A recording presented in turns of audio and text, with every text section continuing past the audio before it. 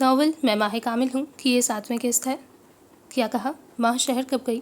دادا اکبر نے سختی سے پوچھا۔ سراقہ اس کا شوہر ہے، لے گیا اسے۔ البتہ سلیم مطمئن نظر آ رہا تھا۔ ایک طرف طلاق ہو رہی ہے اور دوسری جانب دوسری بیٹی اس خاندان کا حصہ بن گئی ہے۔ ان کی آواز دھیمی تھی مگر سلیم سن چکا تھا۔ آپ کیا چاہتے ہیں؟ آپ جانتے ہیں نا کہ جتنا حق ہمارا ماہ کامل پر ہے اتنا ہی دادا اختر کا ہے۔ وہ ان کی بیٹی کی اولاد ہے، پھر وہ یہاں رہے یا وہاں کیا فرق پڑتا ہے؟ وہ اس کا خاندان ہے۔ وہ جانتا تھا دادا اکبر کے دماغ میں کیا چل رہا ہے۔ ہم وہ نہیں کہہ رہے سلیم، ماہ کامل ہماری حویلی کی بیٹی ہے۔ جب جہاندار اور جانان کی طلاق ہوگی تو وہ لوگ ماہ کامل کو یوں جینے نہیں دیں گے۔ آخر وہ ہماری حویلی میں پلی بڑھی ہے، اس کا جینا تنگ کر دیں گے۔ چائے کا کپ چھلک اٹھا تھا۔ سلیم کو ماہ کامل یاد آئی، جانے کتنا وقت گزر چکا تھا اور وہ اسے دیکھ بھی نہ پایا۔ دادا جان، لہجہ بھی شخصیت کی طرح ٹھہرا ہوا تھا۔ حالانکہ اکبر دادا اس کے رشتے میں نانا لگتے تھے مگر وہ ہمیشہ دوسروں کی طرح دادا پکارتا تھا۔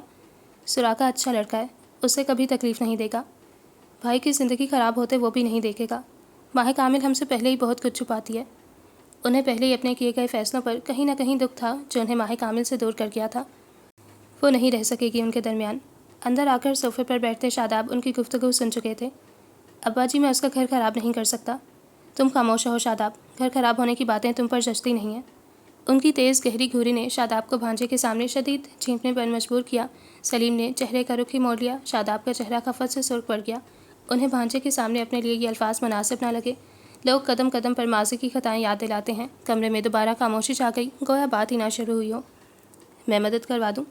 آدھا گھنٹہ کمرے میں بیٹھ کر اب وہ نیچے چلی آئی تھی۔ اسے یوں کچن میں کام کرتا دیکھ کر ماں کو اچھا نہیں لگ رہا تھا۔ تم نیچے کیوں آ گئی؟ چمچ چلاتے ہوئے وہ چکن بھون رہا تھا۔ آپ اکیلے کام کر رہے ہیں تو مجھے یوں اچھا نہیں لگا کہ ایسے ہی اوپر بیٹھی رہوں۔ لائیں، یہ مجھے دے دیں۔ اس کے ہاتھ سے ایک کفگیر لیتے ہوئے وہ خود اس کی جگہ پر کھڑی ہو گئی۔ سراقہ نے اس کی آنکھوں میں جھانکا۔ عادت لگواؤ گی تو مجھے اپنی؟ بڑبڑاتا ہوا وہ پیاز کاٹنے لگا۔ ماہ کامل سن چکی تھی، اسے اچھا لگا اس کا یوں کہنا۔ عجیب تھا، جس سے وہ بھاگ رہی تھی اسی میں قید ہو رہی تھی۔ کیا بنا رہے ہیں؟ سینڈوچز۔ مجھے پراپر کھانا بنانا نہیں آتا، سیکھ رہا ہوں، جلد بنانے بھی لگوں گا، تبھی ان سینڈوچز رول جیسی چیزوں پر ہی اکتفا کر سکتا ہوں۔ آپ کھانا بنانا سیکھ رہے ہیں؟ اسے بے جا حیرانی ہوئی۔ ہاں، مطلب انٹرنیٹ پر ویڈیوز دیکھ لیتا ہوں اور کوشش کر لیتا ہوں۔ اب جینے کے لیے تو کرنا پڑے گا نا، کیونکہ شہر میں حویلی کی کوئی عورت کبھی نہیں آئی۔ میں پہلی بار یہاں کسی لڑکی کو لایا ہوں۔ اگر یہاں رہنا ہے تو مجھے خود ہی بنانا پڑے گا، کیونکہ جہاندار کے کھانوں سے میری زندگی کے دن کم ہو رہے ہیں۔ بریڈ کو کاٹتے ہوئے وہ سادگی سے بتا رہا تھا۔ مگر میں کھانا بنا دیا کروں گی۔ مجھے پھر بھی بنانا سیکھنا ہے۔ تم ہمیشہ کے لیے تو نہیں ہو، تم بھی چلی جاؤ گی، اور میں کسی کے ہاتھوں بگڑنا نہیں چاہتا۔ کبھی کسی کی عادت ہی نہیں ہوئی۔ اماں نے بھی کبھی یوں لاڈ نہیں اٹھائے، مگر میں جانتا ہوں اگر کبھی کسی انسان کی عادت لگی تو وہ کتنی مضبوط ہوگی کہ میں اسے چھوڑ نہیں پاؤں گا۔ آخری جملہ اس نے ماہی کی آنکھوں میں دیکھ کر ادا کیا۔ اس کے اندر تک خاموشی چھا گئی۔ وہ چمچ گھماتے ہوئے چولہا بند کر گئی۔ کیا سوچ رہی ہو؟ نہیں، تم فکر نہیں کرو۔ اگر تم خود نہیں ٹھہرنا چاہو گی تو میں زبردستی نہیں کروں گا۔ تم جانتی ہو میں تمہارے ساتھ کیسا ہوں، تمہیں تکلیف نہیں دوں گا۔ وہ ہنستے ہوئے بولا جیسے اس کا ڈرنا نوٹ کر چکا ہو۔ اس کا ایک جملہ ماہ کامل کا دماغ سن کرنے لگا۔ میں تمہیں تکلیف نہیں دوں گا۔ وہ کیوں اتنا رحم دل تھا؟ وہ کیوں اس کا خیال رکھتا تھا، یہ جانتے ہوئے بھی کہ اختتام علیحدگی ہے؟ کچن کے لیے کوئی باورچن رکھ لینا۔ میں حویلی سے یہاں تمہیں اس لیے نہیں لایا کہ سارے دن کچن میں کام کرواؤں۔ وہ کام میں مصروف تھا۔ مگر سب عورتیں ہی کام کرتی ہیں، میں کروں گی تو کچھ غلط تو نہیں؟ بھلا اس کے پاس اور کرنے کو بھی کیا تھا؟ اور جب میں افورڈ کر سکتا ہوں تو کیوں تمہیں بلا وجہ کچن میں کھڑا رکھوں؟ ہاں، اگر کبھی افورڈ نہ کر سکا تو تینوں وقت کا کھانا تم بنا لیا کرنا۔ مایونیز اور کیچپ کا استعمال کرتے ہوئے وہ سینڈوچز کو مزید خوبصورت بنا رہا تھا۔ میں سارے دن گھر میں کیا کروں گی؟ ایک ہاتھ سلیب پر رکھتے ہوئے اس نے عام سے لہجے میں پوچھا۔ کتاب لکھنا، ٹی وی دیکھنا، اور جب تک میرے پاس ہو تب تک میری کتابیں چوری کر سکتی ہو ماہی، مجھے برا نہیں لگے گا۔ پھر جب میں آفس سے آؤں گا تو ساتھ مل کر وقت گزاریں گے۔ تم مجھے بتانا کہ سارے دن کیا کرتی رہی، اور میں تمہیں سنوں گا، صرف سنوں گا۔ اپنے دل کے ہاتھوں وہ کتنا مجبور تھا کہ دماغ کے خلاف جا رہا تھا۔ جانے کیوں محبت میں وہ اس کی تیزی سے نزدیک آ رہا تھا اور ماہ کامل پیچھے بھی نہیں ہو پا رہی تھی۔ عجیب تھی یہ دل کی باتیں۔ مسالوں کا کیبنٹ کھولتے ہوئے اس نے ہاتھ بڑھا کر پیچھے سے چاٹ مسالہ نکالا۔ وہاں تک میرا ہاتھ نہیں جاتا۔ جہاندار بھائی نے کہا کہ میرا قد میری پیدائش کے بعد ہی رک گیا تھا۔ میں چھوٹی تو نہیں ہوں۔ جانے اس نے یہ بات سراقہ کو کیوں بتائی، جیسے ایک بچہ شکایت لگا رہا ہو کہ فلاں بچے نے اسے ایسا کہا۔ سراقہ زیر لب مسکرایا۔ تمہیں برا لگا؟ نہیں تو، بلکہ اس نے تو جہاندار کی بات کو انجوائے کیا تھا۔ تم چھوٹی نہیں ہو۔ ہاں، تمہارا دماغ چھوٹا ہے۔ وہ اسے دیکھ نہیں رہا تھا۔ ہاتھوں کو ایپرن سے صاف کرتا ہوا وہ اب مزید سینڈوچز بنا رہا تھا۔ ماہی کامل کو برا لگا، بھویں آپس میں مل گئیں۔ سراقہ نے اس کا چہرہ دیکھا تو اس انہونے غصے پر کھل کر مسکرایا۔ اور تم اس چھوٹے سے دماغ میں دنیا بھر کی باتیں بسا کر خود کو ذہنی اذیت دیتی ہو، چھوٹی چھوٹی باتوں کو سوچتی ہو، حالانکہ تمہیں صرف مجھے سوچنا چاہیے، یہ خیال تمہیں تنگ بھی نہیں کرے گا۔ آخر وہ مسکراہٹ دبا کر بولا تو ماہی کامل سرخ ہوتی ہوئی چہرہ پھیر گئی۔ اب کیا کہتی کہ یہی خیال تو تنگ کرتا ہے۔ وہ سراقہ کو سوچتی ہے تو دماغ میں جدائی کا خیال اذیت لاتا ہے۔ ٹرے میں سینڈوچز سجا کر اس نے ایپرن اتارتے ہوئے ہک پر لٹکا دیا۔ کیچپ کی بوتل لے آؤ۔ ٹرے اٹھا کر اسے تاکید کرتا ہوا وہ اس کے ساتھ ہی باہر نکلا۔ لاؤنج کے صوفے پر ٹیک لگائے بیٹھے جہاندار کو دیکھ کر ماہی کامل ہلکا سا مسکرائی۔ ٹانگیں سیدھے صوفے پر پھیلائے وہ گود میں لیپ ٹاپ رکھ کر سر صوفے کی پشت پر ٹکائے سو چکا تھا، شاید تھک گیا تھا۔ جہاندار، اسے آواز دیتے ہوئے وہ خود ٹرے کے ساتھ کارپیٹ پر بیٹھ گیا۔ ماہی کامل بھی اس کو دیکھتے ہوئے وہیں بیٹھ گئی۔ لاؤنج کی میز نیچے کی طرف تھی، اس لیے کارپیٹ پر بیٹھ کر اس نے ٹرے میز پر رکھ دی۔ جہاندار، اٹھ یار، کھانا ختم ہو جائے گا۔ اس کی ٹانگ پر ہاتھ مارتے ہوئے وہ بلند آواز میں بولا تو جہاندار نے آنکھیں کھولیں۔ ہاں؟ آنکھیں مسلتا ہوا وہ نیچے ہی بیٹھ گیا۔ اسے تم کھانا کہتے ہو؟ اس نے سینڈوچز الٹ پلٹ کر دیکھا۔ تمہارے لیے 4 سینڈوچز بنایا ہے، اتنے میں پیٹ بھر سکتا ہے۔ پھر اب کیونکہ ماہی کامل آ گئی ہے تو ہم کوئی اچھی باورچن رکھ لیں گے، تمہیں مزید برتن نہیں دھونے پڑیں گے۔ اوہ شکر، اسے گویا سکون حاصل ہوا۔ اپنے سینڈوچز لے کر کمرے میں جا رہا ہوں، بہت تھک گیا ہوں اور کندھے اب تکلیف کر رہے ہیں۔ خوشی سے جاؤ۔ اپنی پلیٹ اٹھا کر وہ بامشکل خود کو سنبھالتا ہوا اوپر کی جانب بڑھ گیا۔ یہ بہت اچھے ہیں۔ وہ تعریف کیے بنا نہ رہ سکی۔ تم بھی بہت اچھی ہو، مجھے کمپنی دے رہی ہو، ورنہ یہ بے غیرت آدمی صرف کام کے لیے میرے پاس آتا ہے۔ 12 بجنے والے تھے۔ ماہی کامل نے اپنی زندگی میں پہلی بار اتنی تاخیر سے ڈنر کیا تھا۔ وہ پلیٹ کو تک رہی تھی تاکہ نگاہیں نہ مل پائیں اور سراقہ اسے دیکھ رہا تھا۔ گزری رات سراقہ کمرے میں نہ آیا تھا۔ ماہی کامل بستر پر پہلے ہی سو چکی تھی، اب اجالا پھیل رہا تھا۔ اذان پر آنکھ کھلی تو ہوش میں آتے ہوئے اس نے سب سے پہلے بستر پر دائیں طرف دیکھا، وہاں کوئی نہیں تھا۔ نہ جانے کیوں اس کا دل کچھ پرسکون ہوا۔ فجر کی نماز ادا کر کے اس نے کھڑکیوں سے پردے ہٹائے تھے۔ 6 بجنے کو تھے اور پرندوں کی آواز اس کے کانوں میں رس گھولنے لگی۔ تم اٹھی ہوئی ہو؟ یکدم ہی کمرے کا دروازہ کھلا اور سراقہ داخل ہوا۔ ماہی کامل نے اس کو دیکھتے ہی ٹانگیں بستر سے اوپر کر لیں۔ نماز کے لیے اٹھی تھی؟ اب سو جاؤ، یہ حویلی نہیں ہے ماہی جو تم 6 بجے اٹھ کر 7 بجے کچن میں چلی جاؤ۔ وہ ہنستا ہوا بستر پر دھپ سے آڑا ترچھا لیٹا۔ شہری زندگی کا خوب اندازہ ہے مجھے۔ وہ اس کی ہلکی سرخی مائل آنکھوں کو دیکھنے لگی۔ سراقہ کو یکدم ہی یاد آیا، اوہ ہاں، تمہارا تو بچپن یہیں گزرا ہے۔ لبوں پر مسکراہٹ تھی۔ آپ کہاں تھے؟ میں کہاں ہوں گا، یہیں تھا۔ بکھرے ہوئے بالوں پر ہاتھ پھیرتے ہوئے وہ جمائیاں بھرنے لگا۔ آپ کمرے میں کیوں نہیں آئے؟ کام کر رہا تھا، تم ڈسٹرب نہ ہو اس لیے نیچے صوفے پر بیٹھ گیا۔ اب کندھے تکلیف کر رہے ہیں، سر میں درد ہو رہا ہے اور نیند سے آنکھیں بھی بند ہو رہی ہیں۔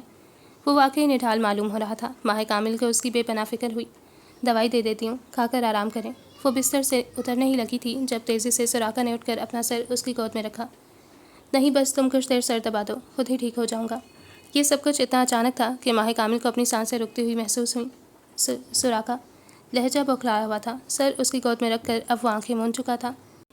کن پٹی تکلیف کر رہی ہے ماہی، لیپ ٹاپ کی اسکرین مسلسل کئی گھنٹوں تک نگاہوں کے آگے ہو تو آنکھیں بھی تکلیف کرنے لگ جاتی ہیں۔ اپنا حال اپنی ہی زبانی سنا رہا تھا۔ ماہی کامل اب تک اڑے ہوئے حواسوں سے اس کا چہرہ تک رہی تھی۔ دھیرے سے ہاتھ بڑھا کر اس نے سر دبایا تو گویا سکون کی ایک لہر سراقہ کے بدن میں دوڑ اٹھی۔ اس کے نرم ہاتھوں کی انگلیاں تکلیف اپنے سمت کھینچنے لگیں۔ آرام مل رہا ہے؟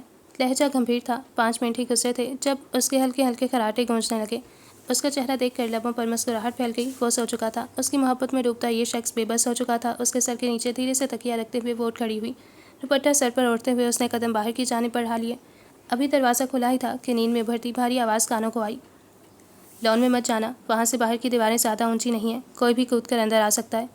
وہ غنودگی میں تھا مگر اس کا یوں جانا محسوس کر چکا تھا۔ کروٹ لیتے ہوئے کہہ کر وہ پرسکون ہو گیا۔ ماہی کامل اس بات میں سر ہلاتی باہر نکل گئی۔ فرسٹ ایئر کا بیچ آیا، ان کی خوشی سے چیخنے کی آوازیں سن رہی ہو؟ کتنے خوش ہیں، 2 ماہ گزر جانے دو، ساری خوشیاں بہہ جائیں گی جب اسائنمنٹس کا انبار لگے گا۔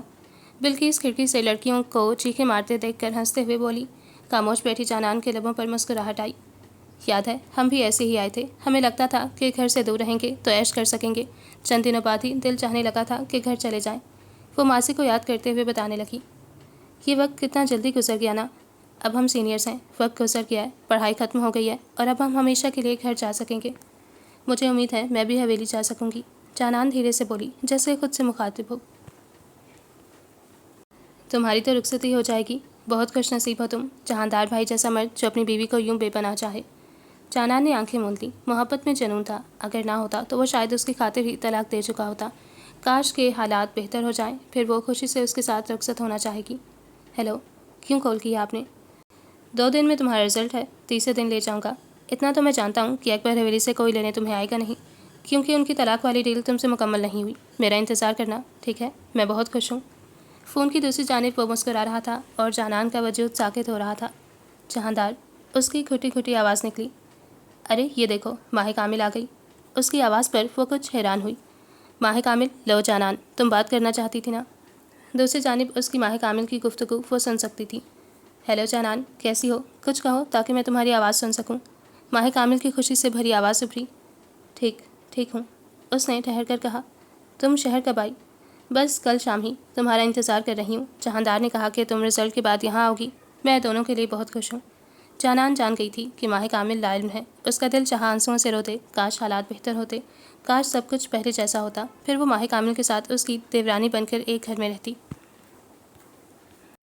اچھا بس بہت ہوا چھوٹی، بیوی میری ہے اور فون پر تم لگی ہو۔ لاؤ دو، چلو شاباش۔ وہ اب اس کے ہاتھ سے فون لے چکا تھا۔ دیکھ رہی ہو کہ ایک دم ہی دوسری جانب ماحول میں خاموشی چھا گئی۔ وہ شاید اپنے کمرے میں چلا آیا تھا۔ تمہارا انتظار صرف مجھے نہیں ہے، میں سراقہ بھائی سے بات کروں گی۔ آنکھوں سے آنسو آ ٹھہرے۔ کس بارے میں؟ وہ ہنس پڑا۔ آپ کے بارے میں۔ بات پر زور تھا، آواز رن گئی۔ شکایت لگاؤ گی میری؟ میں ان سے کہوں گی کہ وہ آپ کو سمجھائیں، یہ سب کوئی بچوں کا کھیل نہیں ہے۔ اس لیے تو بڑے کھیل رہے ہیں، سوچ سمجھ کر۔ تم بس ایک بار آ جاؤ، میں سب سنبھال لوں گا، تمہاری ہر غلطی ہر جرم اپنے سر لے لوں گا۔ تمہیں اکبر حویلی والوں کے آگے کبھی مجرم نہیں بننا پڑے گا، تمہیں کسی کے آگے تنہا نہیں چھوڑوں گا، پہلے اس رشتے کے لیے پھر تمہارے لیے لڑوں گا، بھلے یہ ساری زندگی کا ہی معاملہ کیوں نہ رہے۔ گمبھیر ٹھہرا ہوا لہجہ۔ اگر طلاق نہیں دے سکتے تو اس لیکچر کی بھی کوئی ضرورت نہیں ہے۔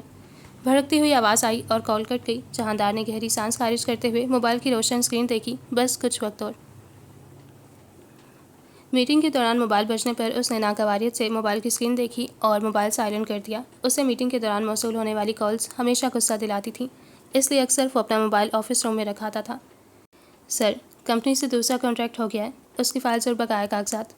اس کے آگے اسسٹنٹ نے فائل رکھی۔ جانے دماغ کہاں کھویا ہوا تھا۔ ماہ کامل گھر میں اکیلی تھی اور یہ سوچ کر اسے پریشانی ہو رہی تھی۔ ایسا بھی نہ تھا کہ اسے اکیلے رہنے کی پہلے سے عادت ہو، کیوں گھر میں پہلا دن اور اس کے پاس کوئی نہ تھا۔ میٹنگ مختصر کر دیں، مجھے مزید کچھ کام ہے، اس نے اپنے مینیجر سے کہا اور موبائل کھول کر نوٹیفیکیشن میں اس کا نام دیکھنے لگا جو کہیں نہیں تھا۔ میٹنگ ختم ہوتے ہی وہ وقت دیکھتا ہوا اپنے آفس میں آیا تھا۔ باس، آپ جا رہے ہیں؟ اس نے نگاہ اٹھا کر سامنے اپنے مینیجر کو دیکھا۔ ہاں، باقی کی ڈیٹیلز تم دیکھ لینا، میرا جانا ضروری ہے۔ 4 بج رہے تھے اور اب وہ آدھا گھنٹہ گزار کر گھر جانا چاہ رہا تھا۔ مینیجر اس بات میں سر ہلاتا وہاں سے چلا گیا۔ سراقہ اپنا لیپ ٹاپ بیگ میں رکھنے بڑھ گیا۔ چائے کی پتیلی چولہے پر رکھ کر اس نے فریج کھولا۔ ریڈی میڈ کباب کا پیکٹ نکال کر اب وہ انہیں تل رہی تھی۔ اس نے صبح کے بعد سے اب تک کچھ نہیں کھایا تھا۔ کام والی سے پورے گھر کی صفائی کروا کر اب کمر ٹوٹنے کو تھی۔ اس نے گھڑی میں وقت دیکھا، 4 بج چکے تھے۔ نہانے کی وجہ سے بال اب بھی گیلے تھے۔ وہ سراقہ اور جہاندار کے جانے کے بعد سے تنہا تھی، مگر نہ جانے یہ تنہائی کیوں نہیں لگ رہی تھی۔ وہ مطمئن تھی، سب کچھ خیالوں کے برعکس ہو رہا تھا۔ بال شانوں پر پھیلے ہوئے تھے۔ خود کو تازہ دم محسوس کرتی ہوئی وہ 10 منٹ بعد ہی چائے اور کباب کی ٹرے لیے لاؤنج میں آ گئی۔ آج پہلی بار ایسا محسوس ہوا جیسے کہ وہ آزاد ہو، کسی چیز کی نہ فکر ہو نہ پریشانی، ایک الگ اور آزاد زندگی۔ دوپٹہ شانوں پر پھیلا ہوا تھا۔ کباب کا لقمہ لیتے ہوئے اس نے ذائقہ زبان پر محسوس کیا۔ زندگی اچھی لگنے لگی۔ لاؤنج کا دروازہ کھلا ہوا تھا۔ لان سے آتی ٹھنڈی ہوا زلفوں کو چھیڑ رہی تھی۔ نیا روپ، نیا انداز، یہ کتنا بھلا معلوم ہوتا تھا۔ یکدم ہی لاؤنج کے کھلے دروازے پر زور سے کھٹکا ہوا۔ ماہ کامل کو جھٹکا لگا، حواس بوکھلا گئے، دل زور سے دھڑکنے لگا۔ وہاں کوئی نہیں تھا۔ یکدم ہی دوبارہ مزید زور سے کھٹکا ہوا تو وہ تیزی سے اٹھ کر کھڑی ہوئی۔ وہاں کون ہے؟ گھر میں اس کے علاوہ کوئی موجود نہیں تھا۔ اگر کوئی آتا بھی تو مین گیٹ پر کھٹکا ہوتا۔ دوسری جانب مکمل خاموشی تھی۔ پلیٹ سے کانٹے کا چمچ اٹھاتے ہوئے وہ لاؤنج کے دروازے کی جانب بڑھی۔ ابھی لاؤنج کے دروازے سے جھانکا ہی تھا کہ ایک مردانہ چیخ پر وہ بوکھلاتے ہوئے زور سے چیخ اٹھی۔ ہاں ہاں، یکدم ہی قہقہ گونجنے لگا۔ تم تو بڑی ڈرپوک ہو یار۔ ماہ کامل کا ہاتھ ابھی بھی اپنے منہ پر تھا، آنکھیں پھٹی ہوئی تھیں۔ ایسے کون آتا ہے؟ دل اب بھی زور سے دھڑک رہا تھا، بال بکھر گئے تھے۔ مقابل شخص اسے بے حد اطمینان سے دیکھ رہا تھا۔ سراقہ کی ہان اب تک نہیں پہچانی۔ اس کا انداز بھی ویسا ہی تھا، غیر سنجیدہ۔ میں ڈر گئی تھی۔ نگاہیں جھکاتے ہوئے اس نے دوپٹہ سر پر لیا۔ تم ڈرپوک ہو۔ اس کی لمبی سی زلف کو اپنی انگلی میں ذرا سا گھما کر چھوڑتا ہوا وہ اندر بڑھ گیا۔ ماہ کامل کا دل کسی نے مٹھی میں جکڑا۔ وہ سر جھکاتی ہوئی سلام کرتے ہوئے اس کے پیچھے اندر بڑھ گئی۔ آپ روز اتنی جلدی آتے ہیں؟ اس کی کبابوں کی پلیٹ دیکھ کر وہ وہیں ٹھہر گیا۔ نہیں، لگتا ہے گھر میں اکیلے ہونے کا فائدہ اٹھایا جا رہا تھا۔ لبوں پر مبہم سی مسکراہٹ پھیل گئی۔ اس نے گھر میں عجیب سی تبدیلی بھی محسوس کی، اور گھر بھی چمک رہا ہے۔ واقعی گھر بہت صاف محسوس ہو رہا تھا۔ کام والی سے صفائی کروائی ہے، اب وہ روزانہ آیا کرے گی۔ اس نے کباب کی پلیٹ اٹھا کر اس کے آگے کی تاکہ وہ اسے لے سکے۔ سراقہ اس کا دل تکنے لگا۔ اگر روز تم مجھے یہیں ملو گی تو میں بھی روزانہ جلدی آیا کروں گا۔ آواز میں ایک زہر تھا۔ کباب کا ٹکڑا لیتے ہوئے وہ صوفے پر بیٹھ گئی۔ اس کی باتوں سے دل بے قابو ضرور ہو رہا تھا، مگر بظاہر نظر انداز کرتے ہوئے وہ کچن میں چلی آئی۔ جلدی سے اس کے لیے کافی بنا کر اسے تشتری میں رکھتی ہوئی وہ باہر آ گئی۔ سراقہ ٹی وی کھولتے بیٹھا تھا۔ کافی میز پر رکھتے ہوئے اس نے ٹی وی اسکرین پر نگاہ ڈالی۔ وہ سامنے دیکھ رہی تھی اور سراقہ اسے۔ وہ اس کے یوں کافی لانے پر چہرہ تک رہا تھا۔ کیا یہ نیا انداز تھا؟ اس نے بڑھ کر کافی لی۔ تم سے کہا تھا کہ میری عادت مت بگاڑو، کیوں کر رہی ہو؟ لہجہ کچھ سنجیدہ تھا۔ کافی دینے سے عادت بگڑ تو نہیں جاتی؟ آپ تھکے ہوئے آئے ہیں تو بس اسی لیے۔ اپنی چائے کا مگ اٹھاتے ہوئے وہ کچھ دور بیٹھ گئی۔ تم کیا جانو کہ عادت کیسے لگتی ہے؟ اس نے گہری سانس خارج کی۔ یہ ایک ایسا مرض ہے جو مریض کو کھا جاتا ہے ماہی۔ کافی کا گھونٹ لیتے ہوئے اس نے سادگی سے اپنے خیالات کا اظہار کیا۔ ہاں بھلا وہ محسوس کیوں نہ کرتی؟ حالات تو دونوں جانب سے ایک سے تھے، بس ان میں سے ایک شخص مان نہیں رہا تھا کہ دوسرے کی عادت ہو رہی ہے۔ وہ شاید خود کو تسلی دے رہی تھی۔ یہ گھر بہت اچھا ہے۔ میں ہمیشہ سوچتا تھا کہ اس گھر میں کیا کمی ہے۔ ہمیشہ خود کو شہر میں پرسکون پایا، مگر پھر بھی ایک چھوٹی سی کمی ساتھ رہی۔ آج تم ہو، یہ شہر ہے۔ آج تمام کمیوں کو مکمل ہوتا دیکھ رہا ہوں تو اچھا لگ رہا ہے۔ دل پوری طرح سے مطمئن ہے۔ کل سے آج تک جو بھی ہوا وہ میری عام روٹین سے مختلف تھا۔ مجھے خوشی ہے کہ میں تمہیں اپنے ساتھ لے آیا۔ آنکھیں بند تھیں، یہ اس کے دل کی زبان تھی۔ کل اتوار ہے، اس نے یاد دلانا چاہا۔ تو آپ مجھے کہیں لے کر جانے والے تھے؟ وہ الجھا۔ کہاں؟ میرے گھر۔ ہاں، وہ چونکا، میں بھول گیا تھا۔ اگر آپ مصروف ہیں تو بس مجھے وہاں چھوڑ دیجیے گا، میں خود ہی کچھ وقت اکیلے گزار لوں گی۔ وہ کل کا موقع ہاتھ سے نہیں جانے دینا چاہتی تھی۔ عجیب بے قراری سی تھی۔ سراقہ نے اسے بغور دیکھا۔ نہیں، میں ساتھ رہوں گا۔ کافی کے مگ پر جھکتے ہوئے وہ موضوع ختم کر گیا۔ مگر آپ مصروف ہیں، جانے وہ اسے اکیلا اس کے گھر کیوں نہیں چھوڑنا چاہتا تھا؟ ہاں، مگر وقت نکال لوں گا، اتوار کا دن ہے، ویسے بھی گھر سے کام کرنا ہوتا ہے۔ اس نے ٹائی ڈھیلی کرتے ہوئے اتار کر صوفے پر پھینکی۔ ماہ کامل کا دل اطمینان سے بھر گیا۔ پانی لاؤں؟ وہ اٹھ کھڑی ہوئی۔ سراقہ نے اس بار حیرانی سے اس کا چہرہ دیکھا۔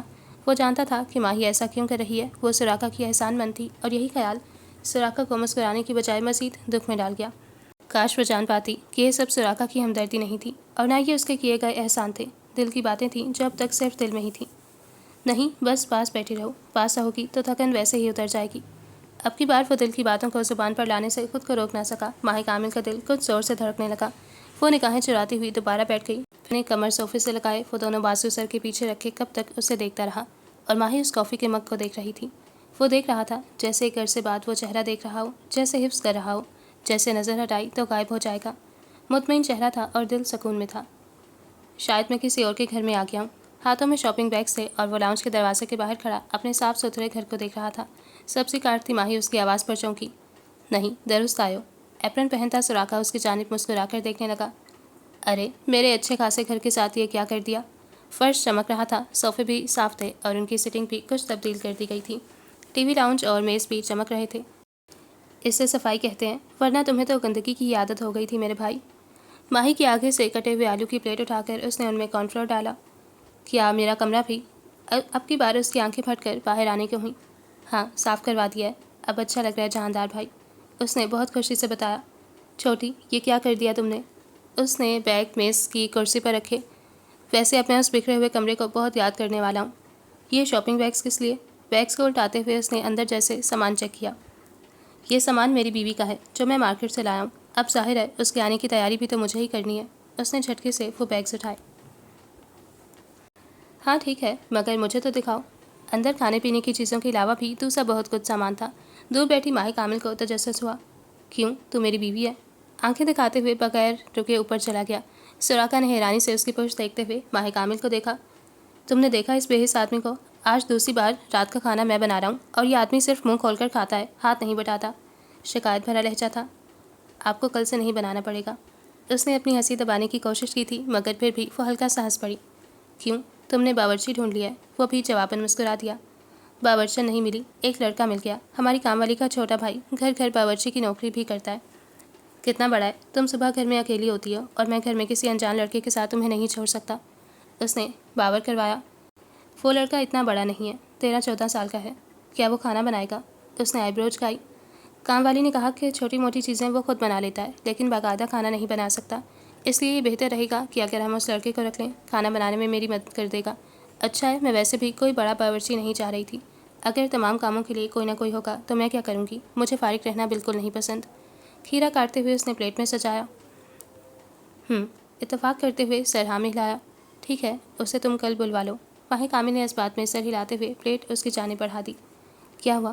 کچھ نہیں، وہ منمنائی۔ کیا کہتا ہے جہاندار؟ تھا ابو۔ وہ ہچکچانے لگی جیسے خوف کھا رہی ہو۔ تم ٹھیک ہو؟ میں نے کوشش کی ہے بڑے ابا، وہ نہیں مانتے۔ اس کے آنسو بہنے لگے۔ آج کل تو ہر بات پر آنسو ہی بہتے تھے۔ دوسری جانب خاموشی پھیل گئی۔ بڑے ابا، اسے ان کی خاموشی سے مزید رونا آنے لگا۔ شاید وہ اب اس پر غصہ ہونے والے تھے یا پھر سب کو بتانے والے تھے کہ شہاب کی بیٹی ایک کام نہ کر سکی۔ اس پر الزام لگانے والے تھے کہ اس نے کچھ کرنے کی کوشش بھی نہیں کی۔ میں نے بہت کوشش کی ہے بڑے ابا، وہ غصہ کر جاتے ہیں۔ جہاندار کسی طور طلاق دینے کو تیار نہیں، کہتے ہیں کہ میں تمہیں اپنے ساتھ لے جاؤں گا۔ خدا کی قسم بڑے ابا، میں نے ان سے کہا تھا کہ میں ان کے ساتھ نہیں جانا چاہتی، مجھے حویلی جانا ہے، میرا یقین کریں۔ میں نے سمجھایا تھا، غصہ بھی کیا تھا، مگر وہ نہیں سمجھتے۔ وہ ہچکیوں سے رو رہی تھی۔ رو مت جانان، شاداب کی بھیگی آواز ابھری۔ میں جانتا ہوں دوری کا لفظ کتنا اذیت ناک ہوتا ہے، انہوں نے خود پر محسوس کیا۔ میں ٹھہر گئی تو نیلی کہلائی جاؤں گی، جو اپنے رشتے کو بچانے کے لیے کچھ نہ کر سکی تھی، اور چلی گئی تو چندہ کہلائی جاؤں گی، جنہوں نے دنیا داری پر شوہر کو ترجیح دی۔ آنکھیں تیزی سے بہہ رہی تھیں۔ چندہ، ان کے لب کپ کپائے تھے۔ ایک اذیت بھری لہر پورے جسم میں دوڑی اور لبوں سے آہ کی آواز نکلی۔ یاد ماضی اذیت تھا۔ کون ٹھیک تھا بڑے ابا، چندہ یا نیلی؟ کس کا رشتہ مفید تھا؟ کون سی عورت جیت گئی؟ مرد مضبوط ہو تو عورت ہر حالات کو مضبوطی سے گزار لیتی ہے، اگر اس کا مرد مضبوط ہو تو۔ یہ بات انہوں نے جس طرح ٹھہر کر کہی تھی، جانان ساکت رہ گئی۔ بڑے ابا، تمہارا مرد مضبوط ہے جانان، بہت مضبوط۔ تمہارے تایا ابا جیسا کمزور نہیں ہے، وہ تمہیں تنہا نہیں کرے گا، تمہارے لیے ہر حالات میں کھڑا رہے گا۔ چندہ کا بھتیجا ہے، اسے ایسا ہی ہونا چاہیے تھا، مضبوط اور باہمت، بالکل اپنی پھپھو کی طرح۔ چندہ کا ذکر دل چیر دینے والا تھا۔ کتنے سالوں بعد ان کے منہ سے اس نے چندہ کا نام سنا تھا۔ آپ یہ کیا کہہ رہے ہیں؟ کیا وہ اسے روکنے نہیں والے تھے؟ کیا وہ اس پر غضبناک نہیں ہونے والے تھے؟ اس کے پیچھے چلی جاؤ جانان بیٹی، اسے نامراد مت دہراؤ۔ اس کی پھپھو کے ساتھ جو ہوا اس کے ساتھ مت دہراؤ۔ چندہ بھی مضبوط عورت تھی، باہر سے چٹان تھی، مگر درد تو اندر بستے ہیں۔ جہاندار بھی ویسا ہے، بالکل اپنوں کے جیسا، اندر سے ٹوٹ جائے گا اور باہر سے پتہ بھی نہ لگنے دے گا۔ یہاں کی فکر نہ کرو، میں یہاں کچھ نہیں بتاؤں گا۔ ان کی باتیں اس کا سانس لینا دشوار کر رہی تھیں۔ میں ایسا نہیں کروں گی۔ آپ ایسا کیوں کہہ رہے ہیں؟ مجھے حویلی آنا ہے بڑے ابا، میں اپنے باپ کے ساتھ دھوکہ نہیں کر سکتی۔ ان کی واحد اولاد ہوں، انہیں شرمندہ نہیں کر سکتی۔ وہ بقائے زندگی اس شرمندگی میں گزار دیں گے کہ ان کی واحد اولاد ان کی باتوں کا مان نہ رکھ سکی۔ مجھے ڈر لگ رہا ہے، جہاندار مجھے ساتھ لے جائیں گے، میں حویلی آنا چاہتی ہوں۔ ٹھیک ہے، تم سراقہ سے بات کرو، جو تم چاہو گی بس وہی ہوگا۔ شاداب جانتے تھے کہ خونی رشتوں کے لیے وہ کیسے محبت چھوڑ رہی ہے۔ میں بعد میں بات کرتی ہوں۔ اس نے کال ہی کاٹ دی کہ یہی بہتر تھا۔ اس کے فیصلوں اور ارادوں میں درار پڑ چکی تھی۔ وہ اس قدر الجھ چکی تھی کہ وہیں سر پکڑ کر بیٹھ گئی۔ دو راستے تھے اور دونوں ہی اسے خوف دلا رہے تھے، اذیت ناک گھڑیاں اور بن نیند کی راتیں۔ اس نے بستر پر پھیلے اس سامان کو دیکھا جو وہ جانان کے لیے لایا تھا۔ چہرہ سپاٹ تھا، کسی کی باتوں کو خاطر میں نہ لانے والا جہاندار آج جانان کے رویوں سے دل میں برا محسوس کر رہا تھا۔ سنگل صوفے پر بیٹھتے ہوئے اس نے پشت ٹکاتے ہوئے سر رکھ لیا۔ عجیب داستان تھی جس کا ناقابل یقین اختتام تھا۔ وہ یہ جانتا تھا کہ اب جلد جانان سراقہ کو اس حوالے سے کال کرنے والی ہے۔ ایک وہی تو شخص تھا جو جہاندار کو سمجھا سکتا تھا۔ اس نے آنکھیں موند لیں کہ اب تھوڑی دیر دماغ بھی سکون چاہتا تھا۔ آج دل اتنا مطمئن ہے کہ میں اب بھی حیرانی کی کیفیت میں گرفتار ہوں۔ شاید بہت وقت ہو گیا ہے کہ میں کبھی پرسکون نہیں ہوئی۔ بدر عالم کی جانب سے پریشانی تو شاید اب ہمیشہ رہنے والی تھی۔ مجھے اس کی یاد آتی ہے، شاید شہر آنے کے بعد سے زیادہ آنے لگی ہے۔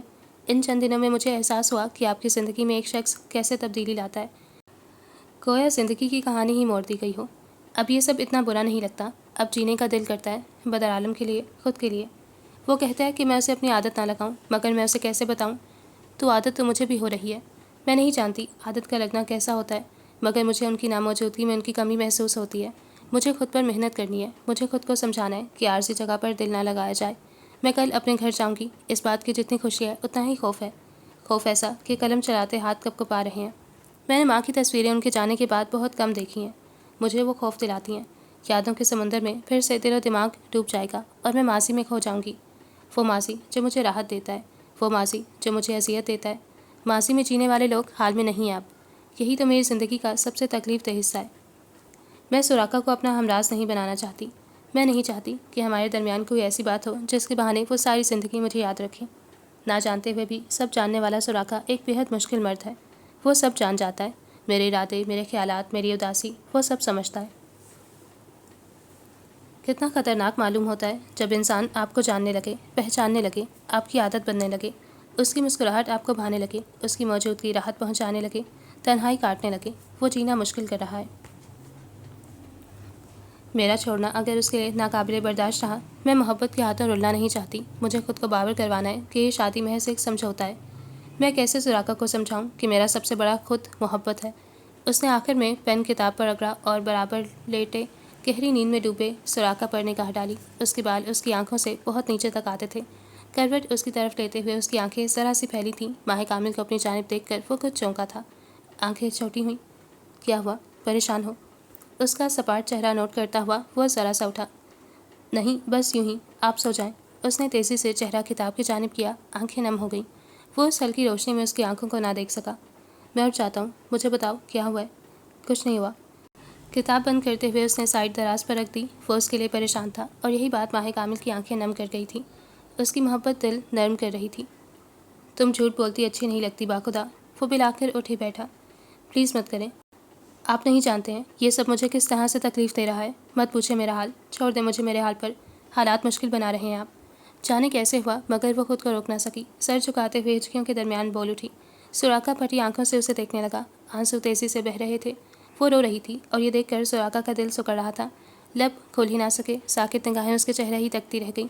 منہ پر ہاتھ سختی سے پھیرتے ہوئے وہ اس کی جانب سے کروٹ لے گئی۔ اس کی دنیا جگا کر وہ خود سختی سے آنکھیں موند گئی۔ سراقہ دھپ سے بستر پر جھک لیٹا۔ عجیب نہ سمجھنے والی کیفیت سے دل دوچار ہوا۔ اس کی باتوں کا مطلب ڈھونڈنے کے لیے یہ رات کافی تھی۔ جانے کب وہ سسکیاں بھرتے بھرتے سو گئی اور سراقہ ساری رات بنا نیند کی آنکھوں سے چھت کو تکتا رہا۔ موبائل مسلسل بج رہا تھا۔ اس کے ہاتھ میں کافی کا مگ تھا مگر نگاہیں میز پر گویا جمی ہوئی تھیں۔ کمرے میں داخل ہوتی ماہ کامل نے اس کا بجتا موبائل دیکھا جو سراقہ کے ساتھ ہی رکھا تھا۔ اس نے ابھی تک کال نہیں اٹھائی تھی۔ ایک نگاہ اس پر ڈالتی ہوئی وہ اپنی الماری میں رکھے کپڑے درست کرنے لگی۔ کال نہ اٹھاتے پر دوسری جانب سے ہی کال کاٹ دی گئی۔ کپڑے تہہ کرتے ساتھ ہی اس نے سراقہ کا چہرہ دیکھا جو سپاٹ تھا۔ دماغ خیالوں میں کھویا ہوا تھا۔ ماہ کامل نے نگاہوں کا رخ موڑ لیا۔ صبح اٹھنے کے بعد سے دونوں کے درمیان ذرا گفتگو نہ ہوئی تھی۔ اگر یہ سب فاصلوں کو برقرار رکھنے کے لیے کافی تھا تو یہی صحیح، وہ ایسے ہی رہے گی۔ موبائل یکدم ہی دوبارہ بجنے لگا۔ اب کی بار بھی سراقہ نے اس کی جانب توجہ نہ دی۔ کمرے میں خاموشی میں خلل ڈالتی یہ آواز ماہ کامل کو بری لگنے لگی۔ اگر وہ کال نہیں اٹھانا چاہتا تھا تو موبائل سائلنٹ کر دیتا، بھلا یہ کیا تک بنتی تھی؟ کال آ رہی ہے، جیسے وہ جانتا ہی نہ ہو۔ سراقہ، اب کی بار اس نے آواز کچھ بلند کی۔ ہاں۔ اس نے چونک کر بجتا ہوا موبائل دیکھا اور نام پڑھتے ہوئے کال اٹھائی۔ ہیلو، مخاطب کرتے ہوئے اس نے سلام کیا۔ کیسی ہو جانان؟ مجھے آپ سے کچھ بات کرنی ہے۔ یہ ہمت وہ پچھلی پوری رات اپنے اندر جمع کرتی رہی تھی۔ ہاں، میں سن رہا ہوں۔ ماہ کامل کو چہرہ بغور دیکھتے ہوئے وہ ٹیرس میں بڑھ گیا۔ ماہ کامل جو اس کی جانان کے ساتھ گفتگو سننے کا ارادہ رکھتی تھی لب کاٹتی رہ گئی۔ کاش وہ مزید کچھ دیر یہاں ٹھہر جاتا۔ کپڑے الماری میں رکھتے ہوئے اس نے نیچے جاتی سیڑھیوں کی راہ لی۔ مان جاؤ گی تو یہی ٹھیک رہے گا، وہ اسے سمجھا رہا تھا۔ ممکن نہیں ہے، آپ انہیں اپنے طور پر سمجھا دیں اور کہیں کہ میری زندگی آسان کر دیں۔ اس کا لہجہ سپاٹ تھا اور سراقہ لب بھینچ کر رہ گیا۔ وہ تمہیں بیاہ کر تمہاری زندگی ہی آسان کر رہا ہے جانان۔ ہم جانتے ہیں کہ تم بڑوں کے دباؤ میں ہو، ہمیں تمہاری پرواہ ہے۔ وہ ہمیشہ سے اسے چھوٹی بہنوں کی طرح ٹریٹ کرتا تھا۔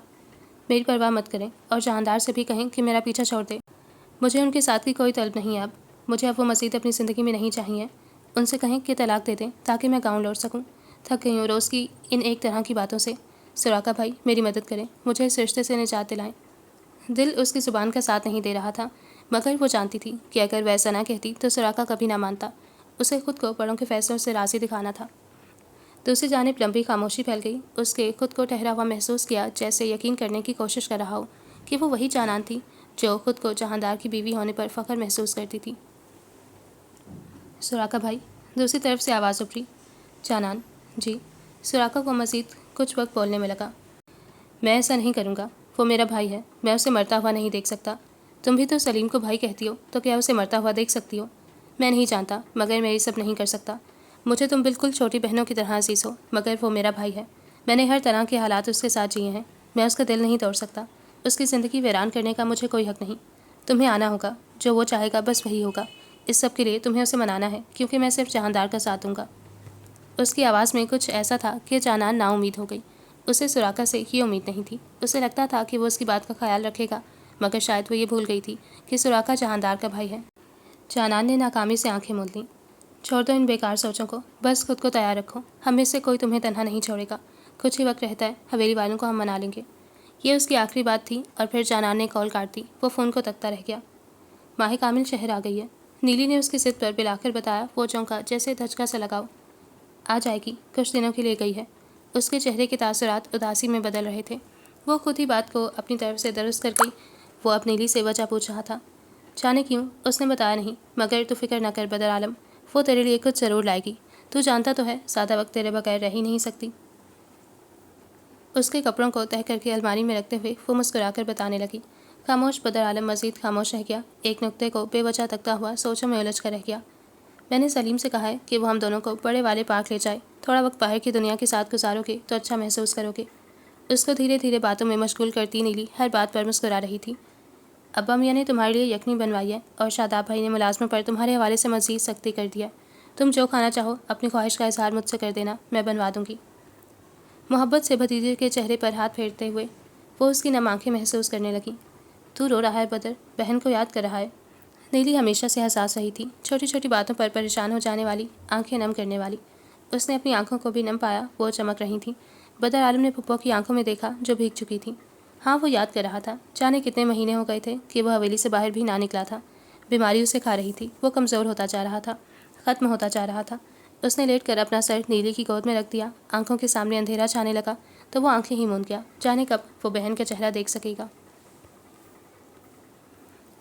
گھر کی جانب آتا یہ راستہ بھی اتنا ہی خوبصورت معلوم ہو رہا تھا. وہی محلہ, وہی گلیاں اور ان گلیوں میں کونے والا ایک چھوٹا مکان. خوشیوں کا گھر, بچپن کا گھر, ماں کا گھر. اس نے سب کچھ بہت غور سے دیکھا. باہر سے گھر اب بہت پرانا معلوم ہوتا تھا اور اس کے باہر دروازے پر لگا منہ چڑھاتا تالا.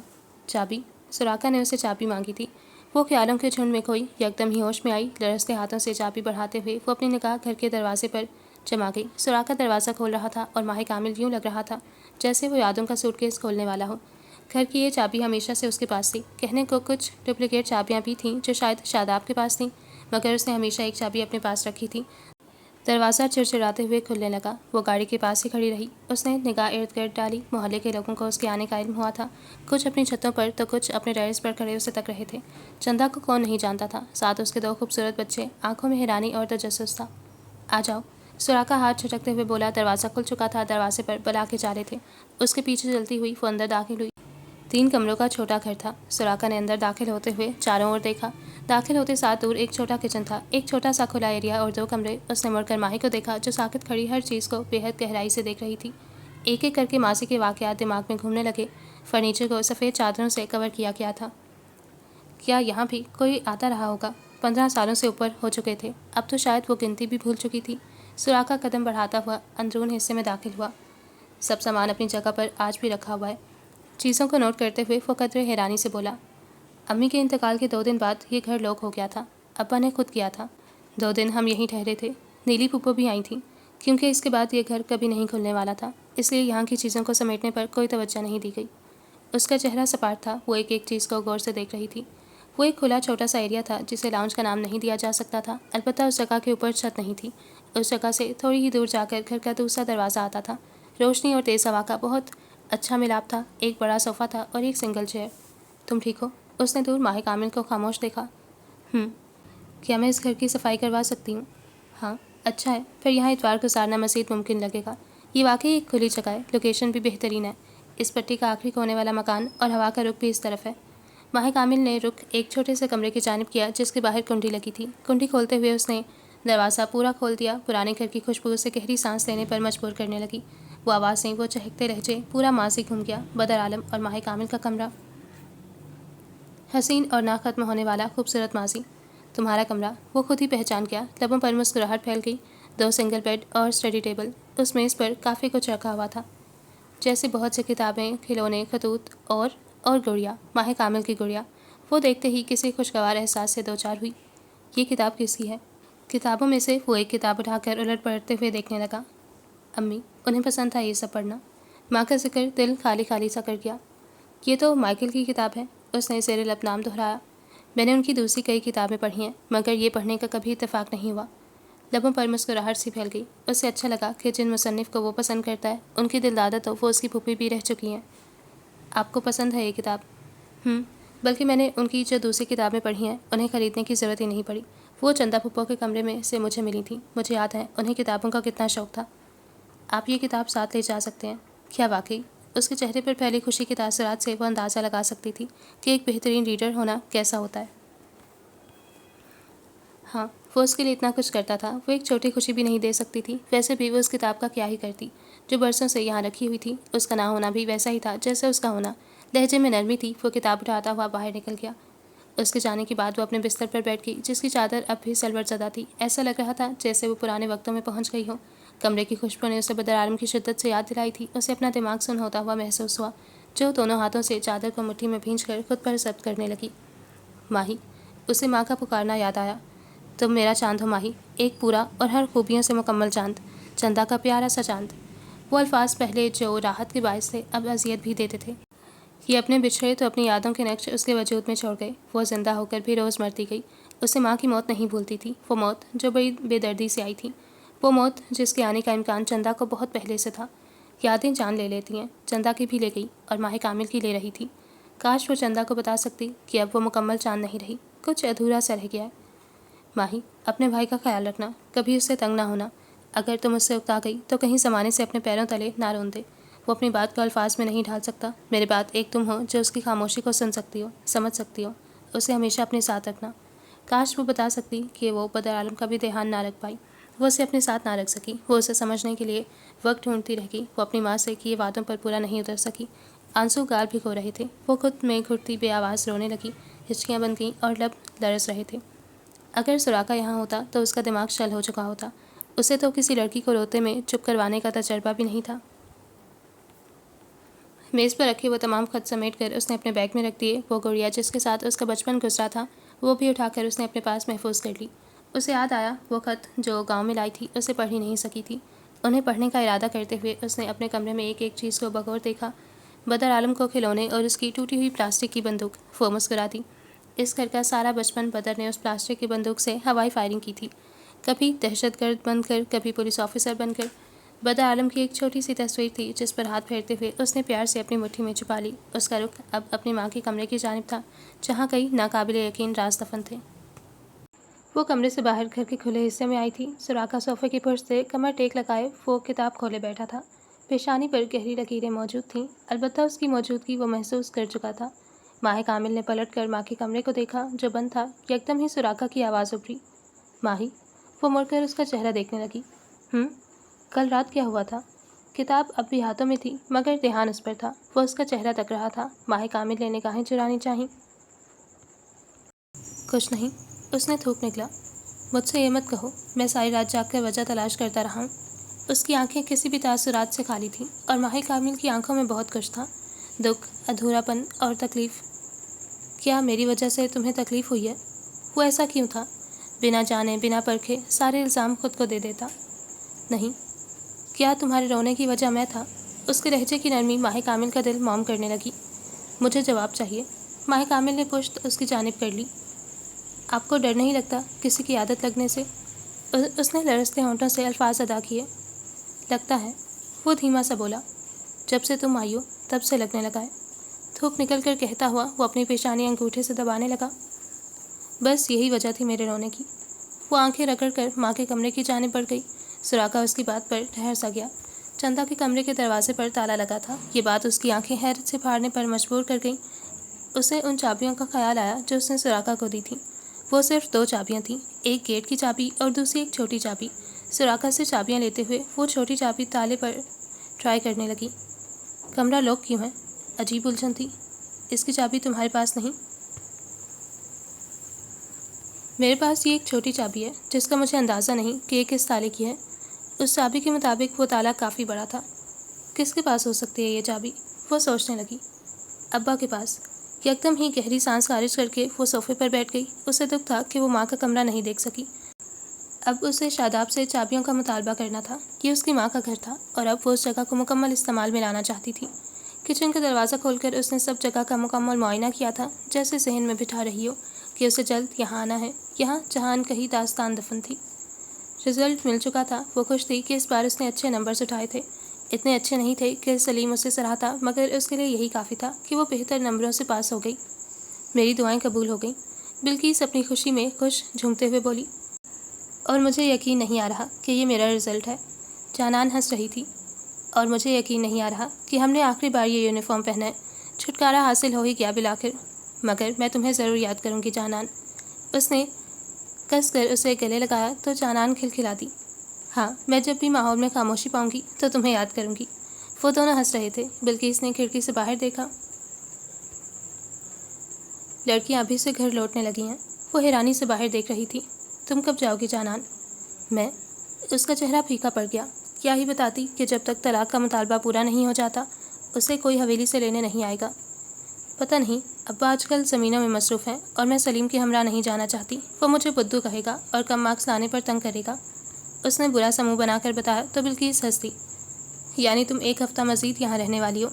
تم کب جاؤ گی بلقیس؟ کاش وہ اسے روک سکتی، اس کے بنا یہ کمرہ خاموش رہتا تھا۔ 1 گھنٹے میں بابا آفس سے آتے ہوئے آنے والے ہوں گے۔ اب گھر جا کر 1 ہفتے تک میں صرف سوں گی۔ ہائے، اس آخری سال تو بہت بڑا ہے۔ اب نیند پوری کروں گی جب تک میرے لیے اماں رشتہ نہیں دیکھ لیتی۔ خود ہی کہتی وہ کھلکھلا دی۔ جانان بامشکل مسکرائی۔ دل خالی خالی سا ہو گیا۔ مزید آدھا گھنٹہ وہ بے بسی سے بلقیس کو سامان پیک کرتے ہوئے دیکھنے لگی۔ دل بھرنے لگا اور پھر بوجھل ہو گیا۔ وہ رو بھی نہ سکی، بس چھت کو گھورتی رہی۔ تم مجھے باہر تک چھوڑنے جاؤ گی نا؟ اور مجھے کال تو کرتی رہو گی نا؟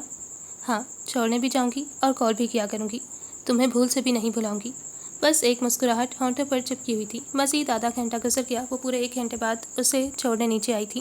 لڑکیوں اور ان کو لینے آنے والوں کا باہر ہجوم تھا، کیونکہ آج سب کا آخری دن تھا۔ آخری بیچ کی پڑھائی مکمل ہو چکی تھی اور اس سے پہلے والوں کے لیے رزلٹ کے بعد 1 ماہ کی چھٹیاں تھیں۔ کچھ لڑکیاں آپس میں یادگار تصویریں لے رہی تھیں اور کچھ لڑکیاں اپنے لینے آنے والوں کے ساتھ لوٹ رہی تھیں۔ شاید اس بار وہ واحد لڑکی ہوگی جو چھٹیوں میں مزید کچھ دن ہاسٹل رہنے والی تھی۔ بڑے دروازے سے سر ٹکائے وہ لڑکیوں کو کھلکھلاتا دیکھنے لگی۔ چہرے خوشی سے کھل رہے تھے۔ بلقیس اپنے ابا کے ساتھ گاڑی کی ڈگی میں سامان رکھوا رہی تھی۔ یکدم ہی نگاہ ادھر ادھر پڑتے ہوئے کسی شخص پر ٹھہری اور ساکت رہ گئی۔ سیاہ گاڑی اور اس کے دروازے سے ٹیک لگائے کھڑا جہاندار اس کا دماغ شل کر گیا۔ وہ تیزی سے سیدھے ہوتے ہوئے پھٹی آنکھوں سے اس کا مسکراتا چہرہ دیکھ رہی تھی۔ وہ یہاں کیوں آیا تھا؟ دل کی دھڑکنیں تیز ہو گئیں۔ اس نے ارد گرد بلقیس کو دیکھا اور تیزی سے جہاندار کی جانب بڑھی۔ السلام علیکم۔ کیا انداز تھا؟ آپ یہاں کیا کر رہے ہیں؟ وہ تو آج ویسے بھی نہیں آنے والا تھا۔ اپنی بیوی کو لینے آیا ہوں، جیسے اطلاع دی جا رہی ہو۔ جانان کا چہرہ سرخ ہوا۔ یہ ناممکن ہے۔ امید ہے اب آپ ایسے بیکار ارادے نہیں رکھیں گے۔ جائیں یہاں سے۔ تقریباً آدھا کالج جانتا ہے کہ آپ میرے کون ہیں۔ کوئی یہاں دیکھے گا تو ٹھیک نہیں لگے گا۔ اس نے مڑنا چاہا، مگر جہاندار نے راستہ روکا۔ کوئی دیکھے گا تو اسے لگے گا کہ اپنی بیوی کو لینے آیا ہوں۔ میں چاہوں تو ہاتھ بھی پکڑ سکتا ہوں، مگر ایسا نہیں کر رہا۔ لہجہ سنجیدہ ہونے لگا۔ اپنا ضروری سامان لے آؤ۔ اگر نہیں لا سکتی تو کوئی بات نہیں، گاڑی میں جا کر بیٹھو، میں سامان کل ہاسٹل سے اٹھوا لوں گا۔ بھویں چڑھی ہوئی تھیں۔ جانان نے تھوک نکلا۔ کیا چاہتے ہیں آپ؟ ہاتھ جوڑوں آپ کے آگے کہ میرا پیچھا چھوڑ دیں۔ پاگل کر دیا مجھے، تھک گئی ہوں میں۔ آج شام تک ابا مجھے لینے آ جائیں گے۔ چلی جاؤں گی میں، آپ بھی اپنے گھر کی راہ لیں۔ اس نے تھوک نکلتے ہوئے مبالغہ آرائی کی۔ جہاندار اس کی بات پر کہکا لگا کر ہنس پڑا۔ کتنی کہانیاں بناتی ہو یار، قسم سے۔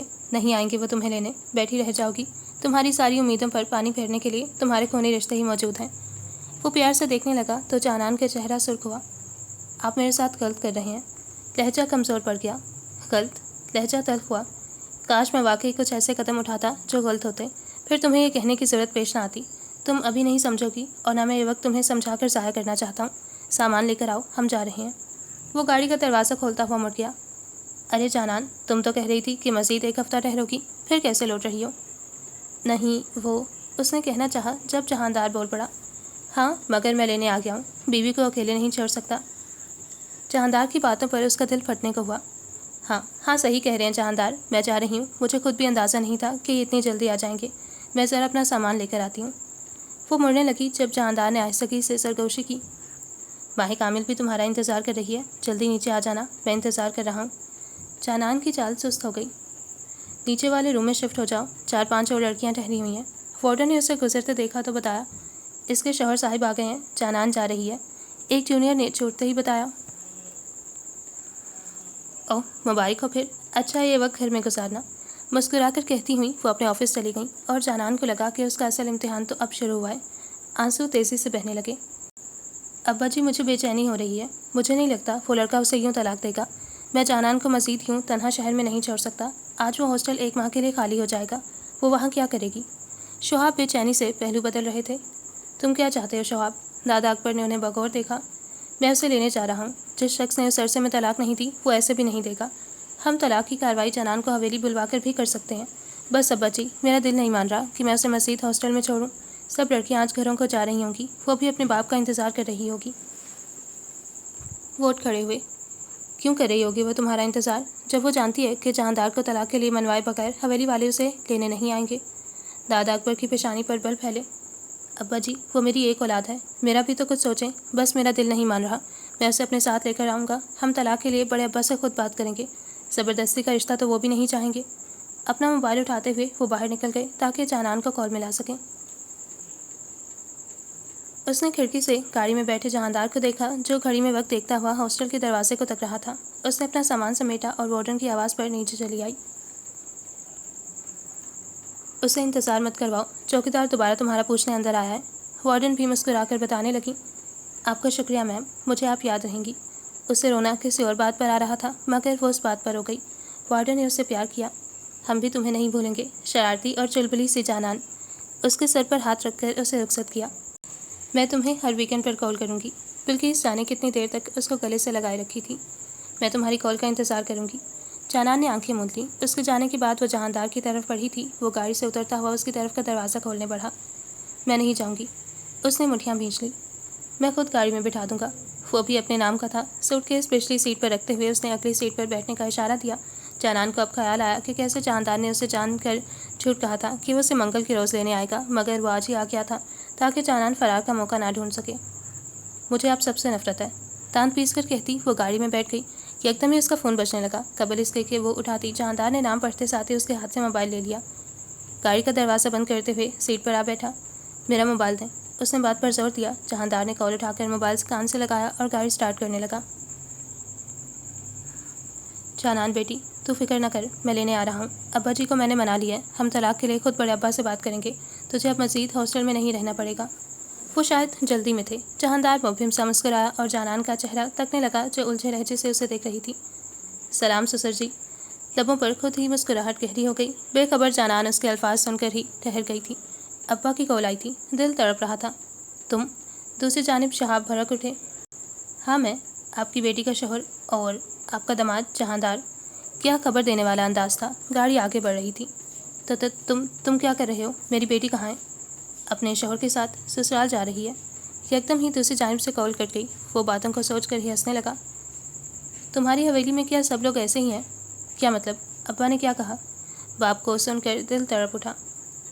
ہمارے نکاح میں تمہارے ولی بنے تھے شہاب چچا، لیکن ذرا دیکھو اپنا داماد ہی نہ پہچان پائے فون پر۔ سسرالی معاملہ ہے، میں برا نہیں مان سکتا۔ اس کی آنکھوں میں شرارت تھی۔ وہ کیا کہہ رہے تھے جہاندار؟ اس بار آواز بلند تھی۔ کہہ رہے تھے بخیر و عافیت لے کر جانا، ساتھ دعا دے رہے تھے کہ دونوں خوش رہو۔ ہائے، سن کر اچھا لگا۔ اتنے سنجیدہ موقع پر وہ مسکرا رہا تھا، مبالغہ آرائی کی بھی حد ہوتی ہے۔ گھر چل کر بات کر لینا، میں منع نہیں کروں گا۔ جانان کو اپنا دماغ سن ہوتا ہوا محسوس ہوا تو کرسی کی پشت پر سر ٹکا گئی۔ سر سے بھاپ اٹھ رہی تھی جیسے آگ میں ہو۔ جہاندار وقفہ بوقفہ مرر سے اسے دیکھ رہا تھا۔ دل بے حد مطمئن تھا۔ اس کی آنکھیں نم دیکھ کر لب بھینچ گیا، مگر وہ جانتا تھا کہ اگر وہ جانان کے لیے یہ نہ کرتا تو ایک بزدل مرد کہلاتا جو اپنی بیوی کو مشکل میں چھوڑ کر فرار ہو جاتا، رشتہ توڑ دیتا ہے۔ بڑھتی گاڑی آگے کا رستہ پیچھے چھوڑتی ہوئی منزل کی طرف گامزن تھی۔ میں نے کہا مجھے گھر جانا ہے، وہ پوری قوت سے چیخی۔ جہاندار نے ایک نظر ماہ کامل کو دیکھا جو سینے اتر کر آئی تھی اور اب جانان کو سامنے کھڑا دیکھ کر ساکت رہ گئی۔ وہ چیخ رہی تھی اور یہ سب اس کے لیے نارمل نہیں تھا۔ جہاندار نے ماہ کامل سے نظریں کترائیں۔ آپ میرے ساتھ زبردستی نہیں کر سکتے، جہاں میں رہنا ہی نہیں چاہتی وہاں کیوں ٹھہروں؟ حویلی والوں کو معلوم ہوا تو وہ آپ کو نہیں چھوڑیں گے جہاندار۔ کہتے کہتے آنکھیں نم ہو گئیں۔ وہ نہیں چاہتی تھی کہ حویلی والے جہاندار کے خلاف کوئی غلط قدم اٹھائیں۔ اس نے بیوی کو دیکھے بغیر فریج سے پانی کی بوتل نکالی اور ڈھکن کھولتا ہوا بوتل منہ کو لگا گیا۔ کیا ہو رہا ہے؟ ماہی کامل کا دل ڈوبنے لگا۔ جانان کی باتیں ناقابل برداشت تھیں۔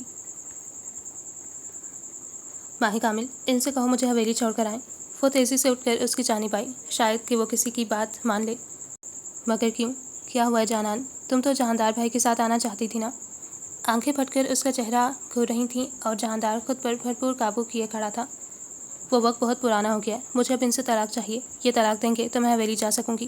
مجھے بابا سے ملنا ہے۔ میں نے اپنا ارادہ بدل لیا تھا ماں، میں نے سوچ لیا تھا کہ میں ان سے طلاق لے لوں گی اور واپس حویلی چلی جاؤں گی۔ میں اپنے باپ کو ناراض کیے بنا یہاں نہیں رہ سکتی۔ ان سے کہو مجھے ہمیشہ کے لیے چھوڑ دیں، میرے پاس مت آئیں اور یہ قصہ ہی ختم کر دیں۔ وہ غصے میں تھی اور ماہی کامل کا دماغ سن ہو گیا۔ جانان اپنا ارادے، اپنے فیصلے سب بدل چکی تھی۔ جہاندار بھائی، اس نے جہاندار کو پکارا جو ابھی بھی بوتل سے ٹھہر ٹھہر کر خون بھر رہا تھا۔ جہاندار نے اسے مڑ کر بھی نہ دیکھا۔ وہ کسی سے اس معاملے پر ایک بار بھی بات نہیں کرنا چاہتا تھا۔ آپ اسے زبردستی لائے ہیں؟ وہ ششدر تھی۔ اسے ان کے معاملے کا ذرا علم ہوتا تو وہ شاید کبھی جہاندار کا ساتھ نہ دیتی۔ یکدم ہی لاؤنج میں تیزی سے سراقہ داخل ہوا۔ ماہی، تم کمرے میں جاؤ۔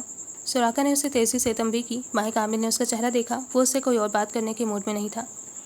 آپ نے، وہ اس سے پوچھنا چاہتی تھی کہ سراقہ نے سب کچھ کیوں چھپایا، اسے کیوں نہ بتایا، اسے کیوں نہ خبر ہونے دی۔ ہم کمرے میں بات کریں گے، فی الحال ابھی تم اوپر جاؤ۔ اس کی آنکھوں میں دیکھ کر اس نے تیزی سے نگاہیں دوسری جانب مرکوز کر لیں۔ ابھی ماہی، اسے کھڑا دیکھ کر وہ اپنی بات پر زور دیتا ہوا بولا۔ ماہی کامل نے ایک نظر جانان کا غضبناک ہوتا چہرہ دیکھا اور دل میں کئی اٹھتے سوالات لیے اوپر بڑھ گئی۔ تمہیں بھی اپنا کمرہ دیکھنا چاہیے۔ جہاندار نے جانان کو مسکرا کر دیکھا۔ آپ ایک خود غرض اور مطلبی شخص ہیں جو صرف اپنے بارے میں سوچتے ہیں، اس نے دانت پیستے ہوئے کہا۔ وہ مسکرایا اور پھر ہنس دیا۔ سراقہ نے لب بھینچ لیے۔ ہاں، صحیح کہہ رہی ہو۔ اگر یہ خود غرضی ہے تو میں خود غرض ہی صحیح۔ ہارن سکڑنے لگے۔ مجھے آپ کے لیے کچھ اچھا محسوس نہیں ہو رہا جہاندار۔ اسے اپنا دم گھٹتا ہوا محسوس ہوا۔ بامشکل کہتے ہوئے وہ دور ہٹنے لگی۔ محبت تو چھوڑ چکی ہو، چلو اب مجھ سے نفرت کرو۔ اس کی آنکھوں میں آنکھیں ڈال کر وہ سنجیدگی سے بولا۔ وہ اس کے قریب کھڑا تھا۔ مجھے آپ اس وقت نفرت کے قابل بھی نہیں لگ رہے جہاندار۔ اس کی آنکھوں میں آنسو تھے۔ اس کے الفاظ نے جہاندار کو ساکت کر دیا۔ وہ اس کی سی آنکھوں میں دیکھتا ہوا خود کو ٹھہرا ہوا محسوس کر رہا تھا۔ سراقہ نے اس کو بازو سے پکڑ کر پیچھے کیا۔ وہ سن کسی کیفیت میں پیچھے ہوا۔ جانان، سراقہ نے یکدم پکارا، تمہیں کمرے میں جانا چاہیے۔ تم نے کیا کہا مجھے؟ البتہ جہاندار ابھی بھی اس کی پچھلی بات کی زد میں تھا۔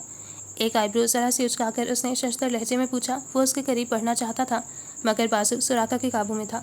جانان، اوپر جاؤ۔ سراقہ نے آنکھوں کے اشارے سمجھا کر اسے اوپر جانے کا اشارہ کیا۔ مجھے کہیں نہیں جانا، میں صرف گاؤں جاؤں گی، ابھی اور اسی وقت۔ بہتے آنسوؤں کے درمیان وہ چیخی تو جہاندار بھڑک اٹھا۔ تم آج بھی یہیں ہو اور کل بھی یہیں ہوگی۔ میں بھی دیکھتا ہوں اکبر حویلی والے کیا کرتے ہیں۔ کیا سمجھتی ہو جب چاہو گی مجھے اپنی محبت میں مبتلا کر دو گی اور جب چاہو گی مجھ سے دور ہو جاؤ گی؟ وہ پوری قوت سے چیخا تھا۔ جانان کچھ کہہ ہی نہ سکی، الفاظ لبوں سے ادا ہی نہ ہو سکے۔ اگر آپس میں بحث ہو گئی ہو تو جانان تم اوپر جاؤ، مجھے جہاندار سے بات کرنی ہے۔ اب کی بار سراقہ بنا کسی تاثر کے بولا۔ جانان وہاں سے نکل گئی، البتہ جہاندار وہیں ٹھہر گیا۔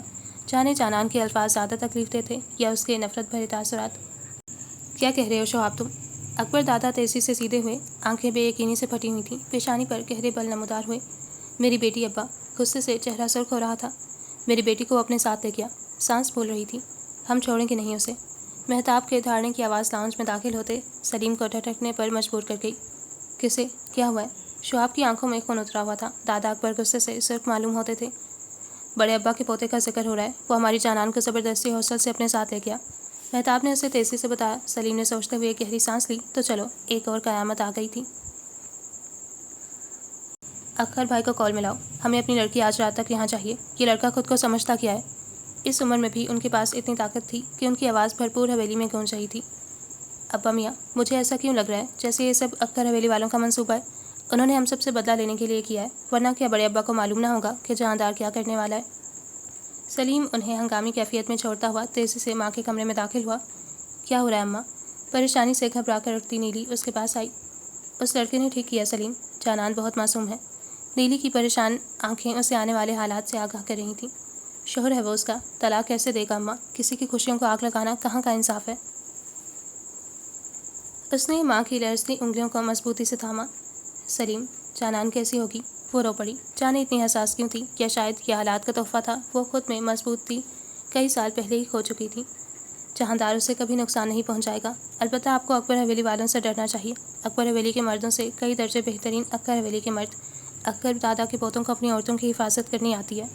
برآمدے سے آتی اونچی دھارتی آواز حویلی میں ہولناک سا سما پیدا کر رہی تھی۔ عورتیں سہمی ہوئی تھیں اور سلیم اپنی ماں کا سر اپنے سینے سے لگائے تسلی دے رہا تھا۔ دادا اکثر شہر آ گئے تو لون میں رکھی میز کے ساتھ کرسی سے ٹیک لگاتے ہوئے سراقہ نے اس کا چہرہ دیکھا۔ تمہیں لگتا ہے میں لوگوں سے ڈرتا ہوں؟ بیوی ہے وہ میری، کوئی سگریٹ جیسی چیز نہیں ہے جسے دادا اکثر کے کہنے پر چھوڑ دوں۔ اس نے سگریٹ جیب سے نکالتے ہوئے سلگائی۔ سگریٹ تو پھر بھی نہیں چھوڑی تم نے؟ اب خود اندازہ کر سکتے ہو، سگریٹ نہیں چھوڑی، بیوی کو کیسے چھوڑ دوں؟ وہ سر چھٹک کر مسکرایا۔ اگر تم مجھے آج کے بارے میں پہلے بتاتے تو کم از کم میں بگڑنے والے حالات کے لیے خود کو تیار رکھتا۔ پاؤں پر پاؤں جماتے ہوئے اس نے موبائل دیکھا۔ کیا ہی کر لے گا کوئی، سوائے شہر آ کر مجھے دھمکیاں دینے کے، جانان کو طلاق دے دو۔ اکبر حویلی کے بزدل مرد، انہیں لگتا ہے کہ میں شاداب ہوں جو پیچھے ہٹ جاؤں گا، ان کی مٹھی میں آ جاؤں گا۔ میں جہاندار ہوں، آخری سانس تک جانان کا ساتھ نہیں چھوڑوں گا۔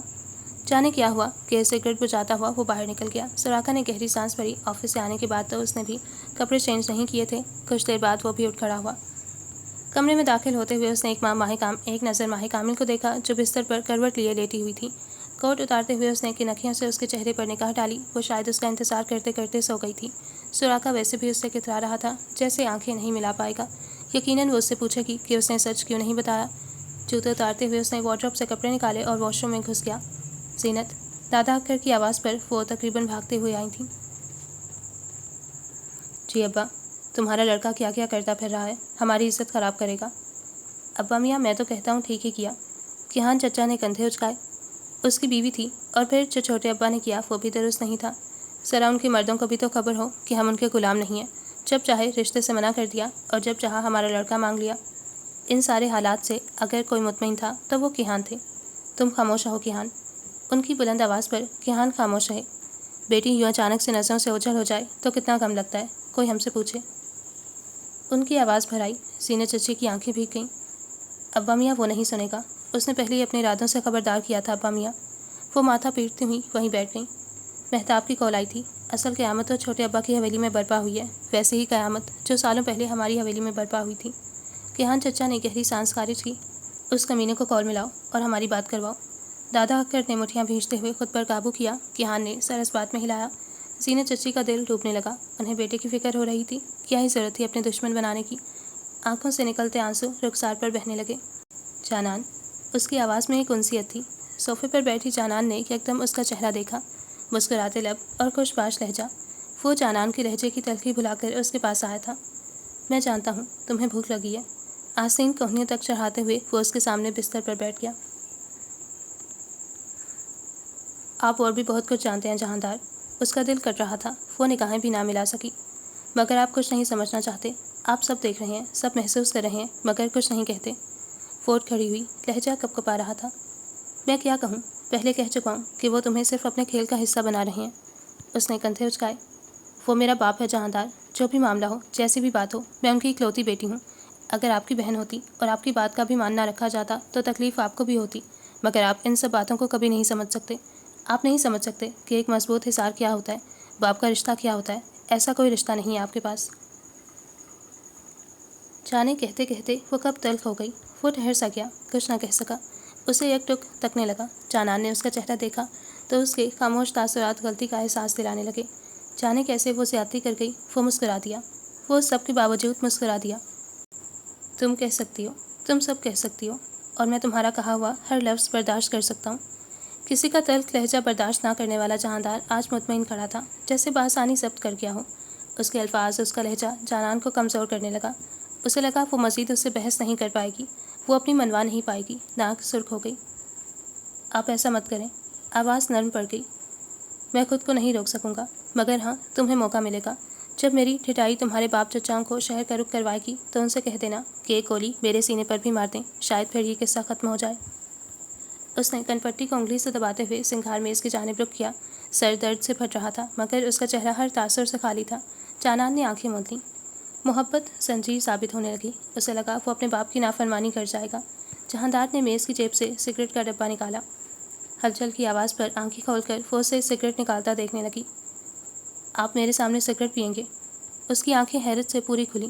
جہاندار کی پیشانی پر الجھنوں کے بل نمودار ہوئے۔ کیا ہوا؟ وہ ایسے پوچھ رہا تھا جیسے واقعی نہیں جانتا ہو۔ اسے سگریٹ سے شدید چڑ تھی۔ جانان کو یاد تھا بچپن میں ایک بار اس نے جب سلیم کو سگریٹ کو پہلی بار منہ لگاتے دیکھا تھا تو اس کی خبر دادا اکبر کو کر دی تھی۔ اس کے بعد دادا اکبر کی ڈانٹ نے سلیم کو کان چھونے پر مجبور کر دیا تھا۔ جانان نے منہ دوسری جانب کر کے آنکھیں موند لیں تو جہاندار نے سلگائی ہوئی سگریٹ ایش ٹرے میں مسل دی۔ نہیں پی رہا، اس نے جیسے آگاہ کیا۔ جانان نے کوئی جواب نہ دیا۔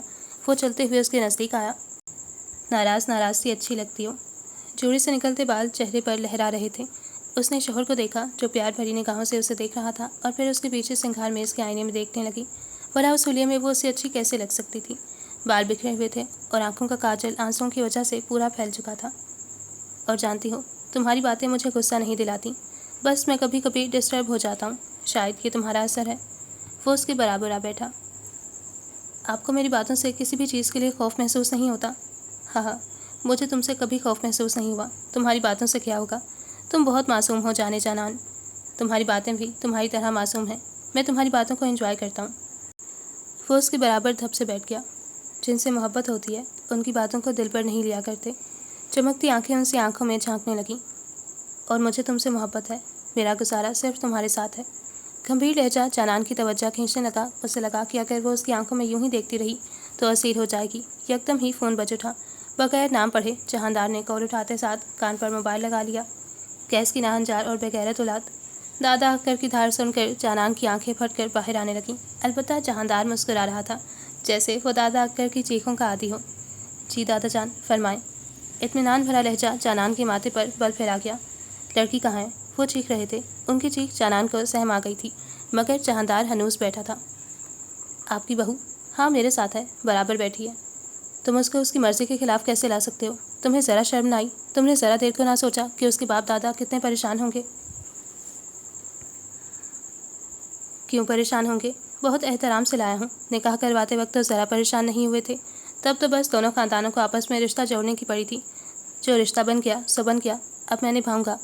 ٹانگ پر ٹانگ جماتے ہوئے اس نے بیوی کو دیکھا جو سب بھلائے اسے تک رہی تھی۔ میری بات سنو جہاندار، یہ تمہاری محبت کا نشہ بول رہا ہے۔ کیوں سب کو اپنا دشمن بنا کر ہمارے دل کے دورے کا سبب بننا چاہتے ہو بیٹے؟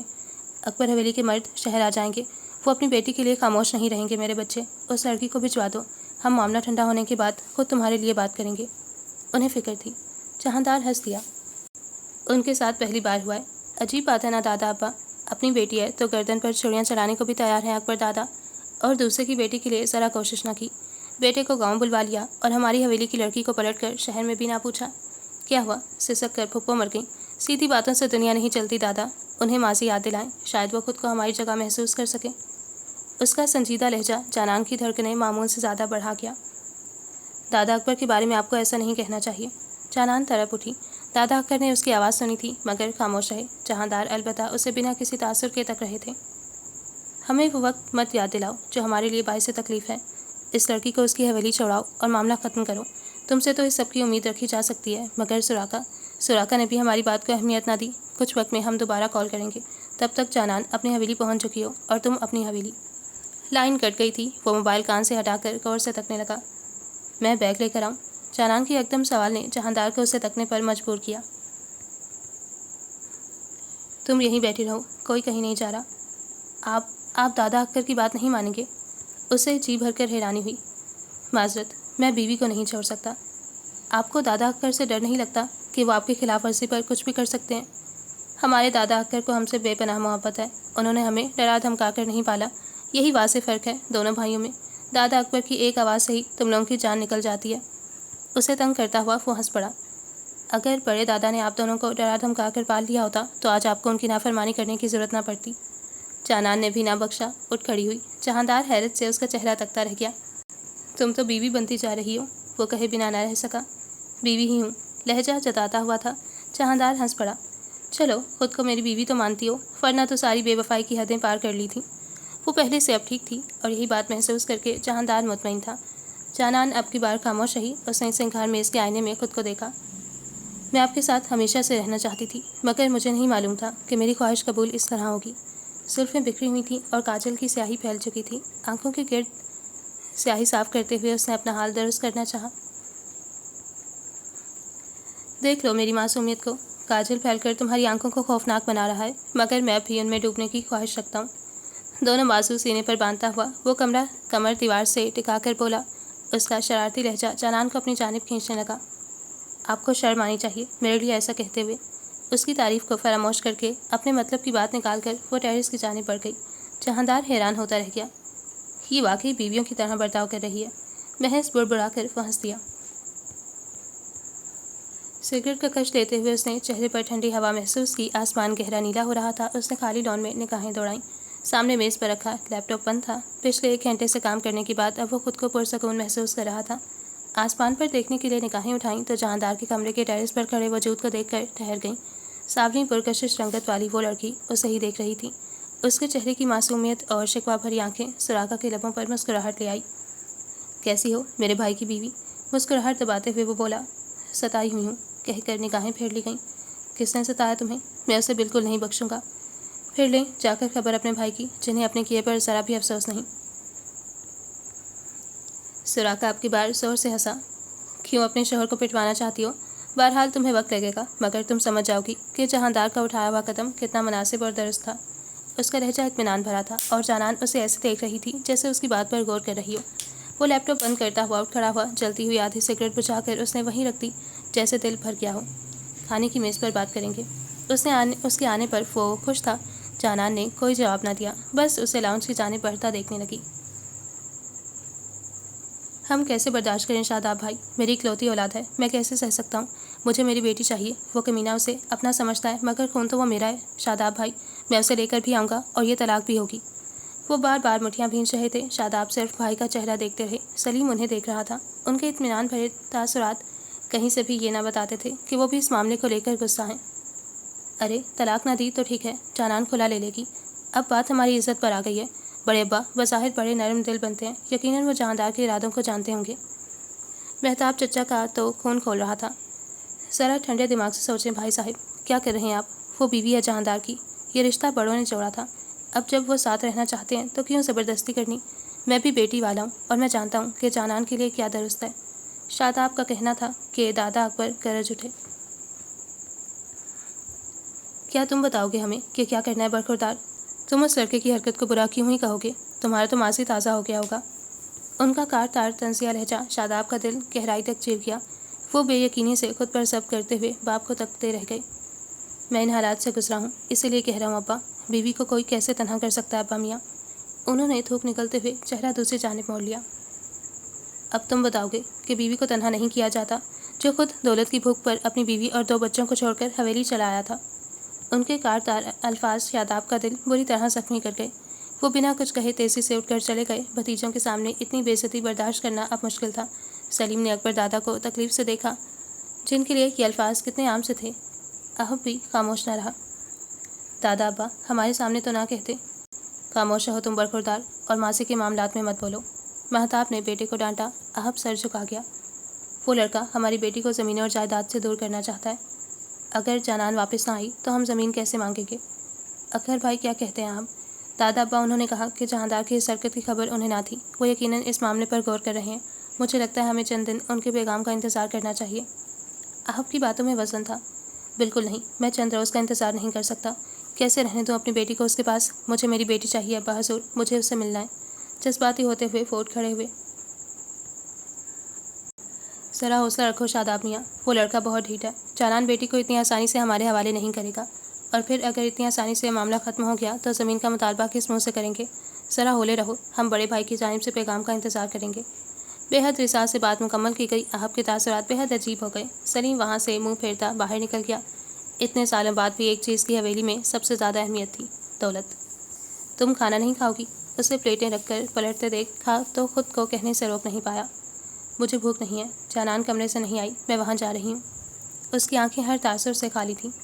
مگر میں بھی انتظار، جہاندار بھائی ہیں، وہ میز پر آنے والے ہوں گے، میں جانان کو دیکھ لوں۔ بات کاٹ کر اس نے ایک بار پھر ویسے ہی الفاظ ادا کیے۔ اس کے لہجے میں اب پہلی جیسی ہلکی پھلکی اپنائیت بھی نہیں رہی تھی۔ سراغا کو لگا جیسے وہ کوئی اجنبی ہو۔ اس نے ضبط کرتے ہوئے میز پر رکھے لوازمات کو دیکھا۔ وہ جا چکی تھی۔ لاؤنج میں داخل ہوتے جہاندار کو دیکھ کر اس نے گہری سانس اندر کی جانب کھینچی۔ محبت کا بھوت اترے گا تو انہیں عقل آئے گی کہ ایسے فیصلے دل سے نہیں لیے جاتے۔ وہ خود ضبط کرتے ہوئے منہ دوسری جانب کر گئی۔ مجھے کسی نے علم کیوں نہیں ہونے دیا؟ واہ کامل اب بھی ساکت تھی۔ مجھے لگا سراقہ مجھ سے کچھ نہیں چھپاتے، مگر اس سب کے لیے انہوں نے مجھے ہی لائن رکھا۔ انہیں ڈر تھا کہ کہیں میں بھی دادا اکبر کے ساتھ نہ جا کھڑی ہوں، میں بھی ان کی مخالفت نہ کروں۔ مجھے بے چینی ہو رہی ہے، اس نے تیز دھڑکتے دل سے کہا۔ انہیں لگتا ہے کہ میں نے یہ صرف دادا اکبر کے زور پر کیا، صرف وجہ یہ تو نہیں تھی ماں، چچا ابا کوئی نہیں چھوڑے گا۔ میں جہاندار کو اس سب سے دور کرنا چاہتی تھی۔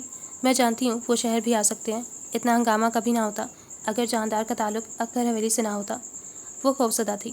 سب ٹھیک ہو جائے گا جہاندار بھائی، تمہیں کچھ نہیں ہونے دیں گے۔ وہ بمشکل مسکرائی تھی اور جانان نے اس کی آنکھوں میں پریشانی کا سایہ دیکھا۔ اسے یاد تھا جب وہ جانان کے روم سے نکلی تو لانچ میں میز ویسے ہی سجی تھی جیسی وہ 15 منٹ پہلے چھوڑ کر گئی تھی۔ وہی صاف ستھری چمکتی پلیٹ سراقہ کی خالی کرسی کے سامنے رکھی تھی۔ جہاندار صوفے پر بیٹھا نگاہیں فرش پر مرکوز کیے کسی گہری سوچ میں تھا۔ آپ نے کھانا نہیں کھایا؟ اس نے جہاندار کو دھیرے سے پکارا۔ ہاں، وہ چونکا۔ ہاں، وہ دل نہیں کر رہا، جانان کے ساتھ کھاؤں گا۔ کیا تم نے اسے کھانا دے دیا؟ اب وہ کیا بتاتی کہ کھانے سے بھری ٹرے ویسے ہی اس کے سنگھار میز پر رکھی تھی۔ دے دیا۔ اس نے میز سمیٹ کر کھانا فریج میں رکھ دیا۔ دل نہ ہوتے ہوئے بھی وہ کمرے میں چلی آئی۔ عجیب گھٹن زدہ ماحول تھا۔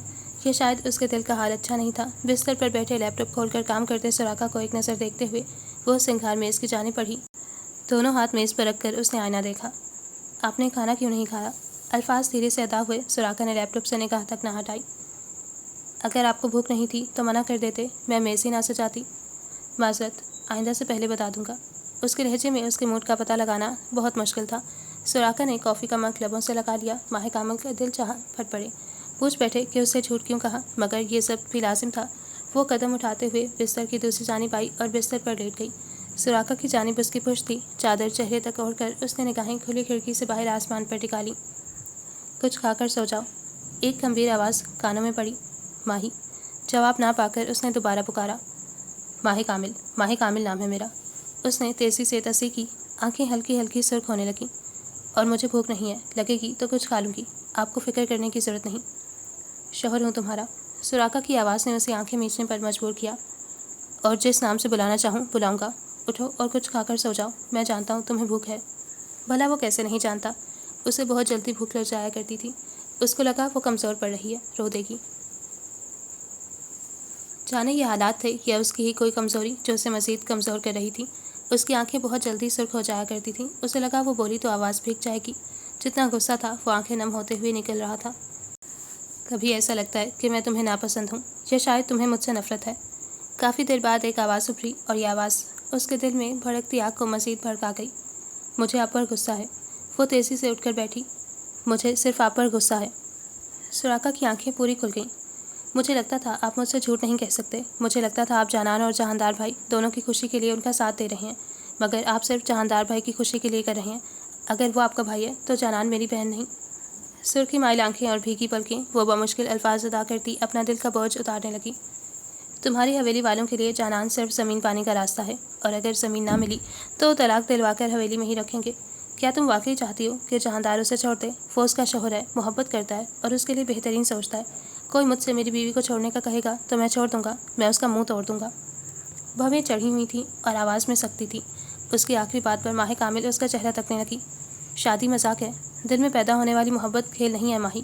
تمہارے لیے کہنا آسان ہے کیونکہ تمہیں محبت کی خبر نہیں ہے۔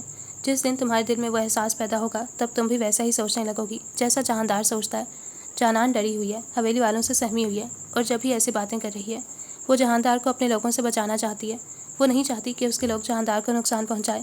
اس نے تم سے کہا کہ وہ جہاندار سے محبت نہیں کرتی اور تم نے مان لیا۔ مجھ سے زیادہ تم جانتی ہو اسے، پھر بھی نہ سمجھ سکی۔ جانے وہ خود کو یہ سب کہنے سے کیوں نہ روک سکا۔ اس نے مجھ سے ایسا کچھ نہیں کہا۔ وہ بس اتنا ہی کہہ سکی۔ سراقہ نے لمحے بھر کو آنکھیں بند کر کے ذرا سے کھولی۔ مجھے بس اس کی فکر ہے۔ وہ دوبارہ گویا ہوئی۔ وہ یوں تکلیف میں رہے گی۔ اور میری فکر؟ اس کا یوں پوچھنا ماہ کامل کو ساکت ہونے پر مجبور کر گیا۔ اس کے یہ 3 الفاظ شاید دل پر بہت بھاری تھے۔ ایک انہونا سا سوال، جانے کیا تھا اس کے چہرے میں کہ وہ کچھ کہہ نہ سکی، بس یک ٹک تکتی رہی۔ مجھے آپ کی فکر ہے، یہ کہتے ہوئے وہ کئی بار ہکلائی جیسے خود پر بھی نا یقین ہو۔ نہیں ہے ماہی، تمہیں فکر ہی تو نہیں ہے۔ ادھورے پن سے مسکرا دیا۔ وہ خود پر بہت ضبط کیا ہوا تھا۔ پورا دن ایک دم سے ذہن میں گھومنے لگ گیا۔ ہاں، وہ آج بھی جلدی آیا تھا، شاید وہ اس کے ساتھ لنچ کرنا چاہتا تھا۔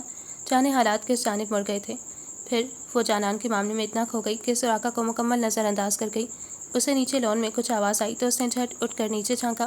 وہ دوسری جانب کی لائٹ جلانے لان کی کرسی پر بیٹھا تھا۔ بند لیپ ٹاپ میز پر رکھا ہوا تھا۔ سوراخا نے سر کرسی سے ٹکایا اور چہرہ آسمان کی جانب کر لیا۔ جانے وہ کیا سوچ رہا ہوگا۔ اس کے الفاظ اب بھی کانوں میں گونج رہے تھے۔ کیا واقعی ماہ کامل کو اس کی فکر تھی؟ اس کی آنکھوں میں ماہ کامل نے ایک سوال دیکھا، ایک شکوہ دیکھا تھا۔ اس نے خود کو شرمندگی کے مارے نگاہیں ادھر ادھر گھماتے محسوس کیا۔ ہلتے درخت سائیں سائیں کی آوازیں پیدا کر رہے تھے۔ اسے ہمیشہ رات کے وقت ان لمبے گھنے درختوں سے خوف آتا تھا، مگر سوراخا ان درختوں کی جانب چہرہ کیے گہری سوچ میں تھا۔ وہ ریلنگ پر سر ٹکاتی ہوئی ٹیرس کی کرسی پر بیٹھ گئی۔ افسوس بڑھ رہا تھا اور دل ڈوب رہا تھا۔ ٹانگ پر ٹانگ جمائے وہ صوفے سے ٹیک لگا کر چھت کو گھور رہا تھا۔ کمرہ خالی تھا، نہ جانے کن سوچوں میں گھرا، ارد گرد سے غافل۔ اگر اس سے آج بھی دوبارہ فیصلہ لینے کو کہا جاتا تو وہی کرتا، اپنے ارادوں سے نہ پھرنے والا جہاندار۔ ٹیرس کا دروازہ کھلا ہوا تھا۔ چند لمحے دروازے کو تک کر فوٹ کر دروازے تک آیا۔ اندر آ جاؤ۔ لہجہ دھیما تھا۔ گھٹن ہو رہی ہے، یہاں ٹھیک ہے۔ وہ اس سے ناراض نہیں تھی۔ اب تو شاید وہ کسی سے ناراض نہیں تھی، شاید خود سے ہی کچھ شکوے تھے۔ جانان، میں واقعی بدھو ہوں۔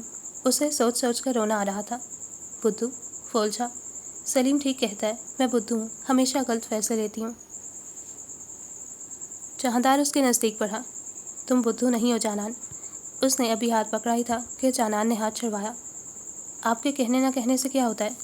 سلیم تو تمہارا دوست ہے نا، پھر اس نے تمہیں ایسا کیوں کہا؟ شاید وہ بات کو بڑھانا چاہتا تھا۔ اس کا چہرہ تکنے لگا۔ اس نے کہا اسے بدھو لوگ پسند ہیں، اس لیے مجھ سے دوستی کر بیٹھا۔ پہلے پہل مجھے غصہ آتا تھا، مگر اب رونا آتا ہے۔ میں واقعی ایک الجھے دماغ کی لڑکی ہوں، مجھے نہیں معلوم کب کیا فیصلہ لینا چاہیے۔ چلو اگر ایسا ہے بھی تو میں ہوں تمہارے ساتھ، تمہیں کبھی کوئی غلط فیصلہ نہیں لینے دوں گا۔ لبوں پر مسکراہٹ پھیل گئی۔ اتنے وقت میں جانان نے پہلی بار اسے بغور دیکھا۔ مسکراہٹ اس پر اچھی لگتی تھی۔ دونوں ہاتھ سینے پر باندھ کر وہ اس کی آنکھوں میں جھانک رہا تھا، ان آنکھوں میں جو سیاہ تھی۔ میں نے آپ سے اتنا کچھ کہا، یہ بھی کہا کہ مجھے آپ سے محبت نہیں۔ آپ کو کوئی فرق نہیں پڑا، کوئی تبدیلی نہیں آئی۔ جہاندار نے اس کا ہاتھ اپنے ہاتھ میں لیا۔ تم بھلے مجھ سے نفرت کرو، میں تم سے ہمیشہ محبت کروں گا جانان۔ بس طلاق کی بات مت کرنا، نفرت کرو مگر میرے ساتھ رہ کر، مجھے چھوڑ کر نہیں۔ ٹی شرٹ کی آستینوں سے نکلتے بھرے بھرے بازو اور ان پر ابھری لکیریں جانان کی نگاہوں کا مرکز تھیں۔ اور ویسے بھی میں جانتا ہوں تمہیں مجھ سے نفرت نہیں، بھلا جس سے آپ کو نفرت ہو آپ اسے خود کو چھونے کی بھی اجازت نہیں دیتے، مگر تمہارا ہاتھ میرے ہاتھ میں اور چہرہ مطمئن ہے۔ وہ پر یقین تھا۔ ہاتھ چھوڑیں۔ اس نے آنکھوں میں دیکھے بغیر ہاتھ چھڑوانا چاہا۔ نہیں، میرے پاس رہو اور ہاتھ میں ہاتھ ڈالے رہو، قریب رہو گی تو دل کو بھی اچھی لگو گی۔ ہم آگے کھڑے ہیں، آس پاس گھر بھی ہیں۔ وہ ہاتھ چھڑوانے کی کوشش کر رہی تھی۔ تو سب کو پتہ ہونا چاہیے کہ جہاندار اپنی بیوی لایا ہے۔ جانان کی سانولی رنگت پرکشش تھی۔ اس نے خود کے بے پناہ مطمئن محسوس کیا۔ میں بتا رہی ہوں، اچھا نہیں ہوگا۔ جہاندار کا قد اس سے اتنا لمبا تھا کہ جانان کو سر اٹھا کر بات کرنی پڑ رہی تھی۔ جانتی ہو چند دن پہلے میں نے ماہی کامل کو چھوٹی کہا تھا، میں واقعی اس کے قد کا مقابلہ خود سے کر رہا تھا۔ آج جب تم اتنی نزدیک کھڑی ہو تو سوچا ہوں کہ یار میرے ساتھ کتنا برا ہو گیا، میری بیوی تو اس سے بھی چھوٹی ہے۔ کہتے ساتھ ہی اس کا قہقہا چھوٹا۔ میں چھوٹی ہوں؟ اسکول میں اپنی کلاس کی سب سے لمبی لڑکی تھی۔ اس چھوٹے قد کی بات پر وہ تو اگلے پچھلے سارے کم بھول گئی۔ واقعی؟ وہ امپریس ہوا۔ کیا وہاں بھی سب چھوٹے تھے؟ جس سنجیدگی سے اس نے جواب دیا تھا، جانان نے اسے گہری نگاہوں سے گھورا۔ آپ میرا مذاق اڑا رہے ہیں، میں پورے 5 فٹ 4 انچ کی ہوں، بس کچھ ہی انچز بڑے ہوں گے آپ۔ یہ جانتے ہوئے بھی کہ جاندار سے گفتگو کے لیے اسے سر اٹھانا پڑتا تھا، وہ پھر بھی اپنا دفاع کر رہی تھی۔ میرا قد 6 فٹ کے نزدیک ہے، تو کچھ ہی انچز بڑے ہیں۔ کچھ ہی انچز؟ وہ کہکا لگاتا ہوا زور سے ہنسا۔ آپ کو میری موجودگی سے فرق پڑنا چاہیے، میرے قد سے نہیں۔ جانے بات کا رخ کہاں نکل گیا تھا، وہ نگاہیں خفگی سے پھیر گئی۔ مجھے واقعی صرف تمہاری موجودگی سے غرض ہے، جانے جہاندار، اب اور کیا چاہیے؟ اس کی ناک کی بالی پر خود کی نگاہیں ٹھہرتی ہوئی محسوس ہوئیں۔ اگر حالات یہ نہ ہوتے تو وہ مسکرا دیتی۔ وہ اسے خود کے نزدیک کرتا ہوا ٹیرس سے باہر کی دنیا دیکھنے لگا، جانے کہ وہ جہاندار کو خود سے دور نہ کر سکی، اس کے ہاتھ کو اپنے ہاتھ سے جھٹک نہ سکی۔ وہ اندر سے مر جاتی اگر ایسا نہ کرتی۔ جانان ساتھ تھی، نزدیک تھی، پاس تھی، اور اب کسی آس کی گنجائش نہیں تھی۔ اسے جو چاہیے تھا اسے حاصل تھا۔ اس کی آنکھ تاخیر سے کھلی تھی۔ بستر کی دوسری سائڈ خالی تھی۔ کیا وہ آفس کے لیے نکل چکا تھا؟ مگر اسے یاد تھا کہ وہ 10 بجے آفس جایا کرتا تھا۔ 9 بجتا دیکھ کر اس نے قضا نماز ادا کر کے نیچے کا رخ کیا، بالوں کو ہاتھوں کی انگلیوں سے ہی سمیٹتی ہوئی کیچر میں قید کرتے ہوئے لاؤنج میں داخل ہوئی۔ کچن سے آتی برتنوں کی آواز نے اسے جی بھر کر چونکایا۔ اس نے قدم بڑھائے۔ ابھی وہ کچن میں داخل ہی ہوتی کہ لوازمات سے بھری ٹرے تھامتا سوراخا اسی دم مڑتے ہوئے باہر نکلا تھا۔ وہ دونوں ٹکرا جاتے اگر ایک دوسرے کو دیکھ کر ٹھہر نہ جاتے۔ نگاہیں آپس میں ملی اور دونوں ایک دوسرے کو یک ٹک تکنے لگے۔ رات کے بعد اب سامنا ہوا تھا، جانے وہ رات کمرے میں لوٹا تھا یا نہیں۔ اپرن پہننے، کالر والی شرٹ کی آستینے کوہنیوں تک چڑھائے، بال بکھرے ہوئے اور وہ بھوری آنکھیں۔ ماہی کامل کو دل رکتا ہوا محسوس ہوا۔ وہ پیچھے ہٹی اور سوراخا بغیر انتظار کیے میز کی جانب بڑھ گیا۔ اس کی اتنی بھی ہمت نہ تھی کہ سوراخا کو مخاطب کرتی۔ اس کی نگاہوں سے خود کو اوجھل کرنے کے لیے وہ کچن میں آ گئی۔ دل کی دھڑکنیں اسے کانوں میں محسوس ہونے لگیں۔ چائے کی پتی نکالتے ہوئے اس نے ایک کپ پانی چڑھایا۔ ہاتھ غیر محسوس طریقے سے کپ کپا رہے تھے۔ اسے اپنی بے حسی پر حیرانی ہوئی، جس نے کل رات اس کی خبر بھی نہ لی، یہ بھی نہ دیکھا کہ وہ اوپر آیا یا ساری رات لان میں ہی ٹھہرا رہا۔ میں نے چائے کے لیے پتیلی چڑھائی ہے۔ اس کے عقب سے نمودار ہونے والی یکدم آواز پر وہ کچھ سہم سی گئی۔ وہ پیچھے کو ہٹی۔ سوراخا نے وہ سیاہ بڑا مگ نکالا جس میں وہ کافی پیا کرتا تھا، سیاہ مگ جس پر چند سفید دھاریوں کا دخل تھا۔ تم نے کہا تھا کوئی باورچی آنے والا ہے، کل تو نہیں آیا؟ پتہ نہیں، آج کام والی آئے گی تو پوچھ لوں گی۔ وہ چینی پاس کرنا۔ ماہی کامل نے چینی کی شیشی اس کے آگے رکھی۔ تم باہر میز پر جاؤ، میں یہ سب تیار کر کے لا رہا ہوں۔ مگر مجھے مدد کرنی ہے۔ میں کر لوں گا ماہی۔ لائیں میں کافی بنا دوں۔ ماہی باہر جاؤ اور میرا انتظار کرو۔ چہرہ سنجیدہ تھا۔ وہ اسے اپنی جھجک مٹاتا نوٹ کر رہا تھا۔ اس کے جانے کے بعد دوسری ٹرے تیار کر کے وہ باہر آیا تھا۔ ماحول میں قدرے خاموشی تھی، البتہ موسم میں تبدیلی آ رہی تھی۔ ٹھنڈی تیز ہواؤں کا پہرا تھا، سورج بادلوں میں چھپا تھا، شاید اب سب بادلوں کا رقص دیکھنا چاہتے تھے۔ جہاں یہ موسم بھلا تھا، وہیں ماہی کے دل کا حال کچھ مختلف۔ اوندھا منہ میز پر رکھ کر آنکھیں موندی ہوئی تھیں۔ جس وقت سوراخا نے اس کے آگے ٹرے رکھی، اس نے چہرہ تیزی سے اٹھایا۔ وہ کرسی پر بیٹھ چکا تھا۔ کافی کا گھونٹ بھر کر اس نے اندر تک ایک سکون کی لہر اترتی محسوس کی۔ ناشتہ کرو۔ آپ آفس نہیں گئے؟ 10 بجنے میں وقت ہے، ویسے بھی میں نے سوچا ہے تھوڑا تاخیر سے جاؤں۔ کیا ہوا؟ تمہاری طبیعت ٹھیک ہے؟ اس نے مرے مرے ہاتھوں سے پراٹھے کا لقمہ توڑا۔ دل بوجھل تھا اور طبیعت نڈھال ہو رہی تھی۔ اس نے اس ہاتھ پر اپنا ہاتھ رکھا جیسے کپکپاہٹ محسوس کرنا چاہتا ہو۔ ماہی کامل کی آنکھوں میں پانی بھرنے لگا۔ ٹھیک ہوں، آواز بھر آ گئی۔ سوراخا کی آنکھیں البتہ اس کی نم آنکھوں پر ٹھہر گئیں۔ I am sorry. اس کا یوں کہنا اچانک تھا۔ ماہی کامل کے آنسو رخسار پر بہنے لگے۔ آپ ایسے کیوں ہیں سوراخا؟ ہاتھ نڈھال تھے۔ اسے لگا وہ اپنے ہاتھوں کو کبھی محسوس نہیں کر پائے گی۔ کیسا؟ میرے لیے مشکل کھڑی کرنے والے۔ آپ کی باتیں، آپ کا لہجہ میرے پاؤں پر زنجیر باندھ رہا ہے، مجھے روک رہا ہے کہیں بھی جانے سے۔ میرا پورا وجود زنجیروں کی زد میں ہے، مگر پھر بھی مجھ میں اتنی ہمت نہیں ہے کہ تم سے اس کا حساب لوں۔ وہ اس کے بعد نگاہیں نہ ملا سکا۔ جب ایک چہرے کو دیکھنے کی عادت ہو جائے تو اس کے اوجھل ہو جانے سے خوف محسوس ہوتا ہے۔ اپنی تمام مصروفیت پس پشت رکھ کر جی چاہتا ہے کہ بس نگاہیں اس پر ہی ٹھہری رہیں۔ سننے میں کتنا ڈراؤنا لگتا ہے نا؟ وہ آخر میں ذرا سا مسکرایا۔ اس کا کہنا ہی کافی تھا۔ ماہی کامل نے خود کو اس کی محبت کی قید میں جکڑا ہوا محسوس کیا۔ اب تو یقین ہو چلا تھا جیسے کہ محبت بازی لے جائے گی، وہ بھول جائے گی کہ راستے علیحدہ ہیں۔ میں نے آپ کا دل دکھایا؟ آپ نے میرے لیے ناشتہ کیوں بنایا؟ یہ سوال عجیب تھا۔ تم کو معافی ہے، 4 بار دل دکھاؤ یا 4000 بار، تمہیں ہی تو اجازت ہے ماہی۔ مجھے غرض صرف تم سے ہے۔ ویسے بھی میں یوں جھگڑتا نہیں، میری عادت نہیں ہے۔ پہلے سوچتا تھا کہ جو آپ کے پاس ٹھہرنا نہ چاہتے ہوں انہیں جانے دینا چاہیے، کیونکہ انہیں روک کر سوائے تکلیف کے کچھ نہیں بچتا۔ مگر اب خود پر آئی تو سوچتا ہوں کسی طرح روک لوں گا۔ ایک انسان دوسرے انسان کا عادی ہو جائے تو کتنا دشوار ہو جاتا ہے، کوئی مجھ سے پوچھے۔ جانے دل میں کتنا غبار تھا جو وہ مسکراتے ہوئے نکال رہا تھا۔ ماہی کامل سن ہوتے ہوئے اس کا چہرہ تکنے لگی۔ کافی ٹھنڈی ہو رہی ہے، اور تمہاری چائے بھی۔ وہ جواباً مسکرا دیا۔ اب ہم نہیں لڑیں گے۔ اب ہم لڑیں گے نہیں تو پھر کیا کریں گے؟ اس کے یوں حیرت زدہ تاثرات پر وہ بغور اسے تکنے لگی۔ ہم کبھی اس سے پہلے لڑے ہیں، بس ہم ایک دوسرے سے اچھے سے بات کریں گے۔ اچھے سے بات کرنا کسے کہتے ہیں محترمہ؟ وہ ہنس دیا۔ سوچ لو ایسا نہ ہو باتوں میں محبت کا ذکر چھڑ جائے۔ نہیں چھڑے گا، مجھے آپ نہیں پسند۔ لکھاری سب سے زیادہ اپنے قاری کو پسند کرتا ہے، کیونکہ لکھاری جانتا ہے کہ اسے پڑھنے والا بھی وہی شخص ہے۔ وہ اپنے چاہنے والوں کو ناپسند نہیں کر سکتا، اور اس لیے تم مجھے ناپسند نہیں کر سکتی۔ میں تمہارا اکلوتا ریڈر ہوں جو تمہیں پورے اشتیاق سے پڑھتا ہے۔ اسے جیسے یقین تھا۔ آپ اب بھی میری ڈائری پڑھتے ہیں؟ وہ گڑبڑا سا گیا۔ آخری بار تب پڑھی تھی جب ہم حویلی میں تھے، باخدا اس کے بعد میں تمہاری ڈائری چھوئی بھی نہیں۔ پڑھیے گا بھی نہیں، کیونکہ حویلی کے آنے کے بعد سے میرے لکھنے کا انداز تھوڑا بدل گیا ہے۔ اب میں اپنے شوہر کی برائی بھی کرنے لگی ہوں۔ اس کا انداز اسے ہنسا گیا۔ تم میرے بارے میں غلط بھی لکھو گی تو بھی پڑھوں گا۔ اس نے دونوں بازو میز پر رکھ لیے اور آنکھوں میں دیکھنے لگا۔ اس کی باتیں وہ نگاہیں جھکا گئی۔ کہنے اور سہنے میں فرق ہوتا ہے سوراخا صاحب۔ ابھی آپ کہہ رہے ہیں کیونکہ کہنا آسان ہے، سہنا مشکل ہے۔ آواز دھیمی تھی۔ سہنا واقعی مشکل ہے، جیسے کہ یہ جانتے ہوئے بھی کہ تم مجھے ایک دن چھوڑ کر جانے والی ہو، میں تمہیں سامنے بیٹھا ہوں، مسکرا رہا ہوں اور تم سے باتیں کر رہا ہوں۔ میری بنائی گئی چائے کی تعریف کون کرے گا؟ صاف محسوس ہو رہا تھا کہ مسکراہٹ دبائی ہوئی ہو۔ بہت میٹھی ہے۔ اس نے بھی بدلہ پورا کیا، وہ ہنس دیا۔ اور ذائقہ بھی نہیں تھا، ایسا لگ رہا تھا میٹھا پانی پی رہی ہوں۔ ہاتھ چھڑواتے ہوئے کچن کی جانب بڑھ گئی، وہ کہکا لگاتا رہ گیا۔ تم بیوی ہونے کا فائدہ اٹھاتی ہو، پوری خوشی سے مسکراتے ہوئے بولتی ہوئی وہ برتن سنک میں رکھنے لگی۔ لب دھیرے سے معدوم ہو گئے، جانے کس خوف سے وہ دوبارہ نہیں مسکرا سکی۔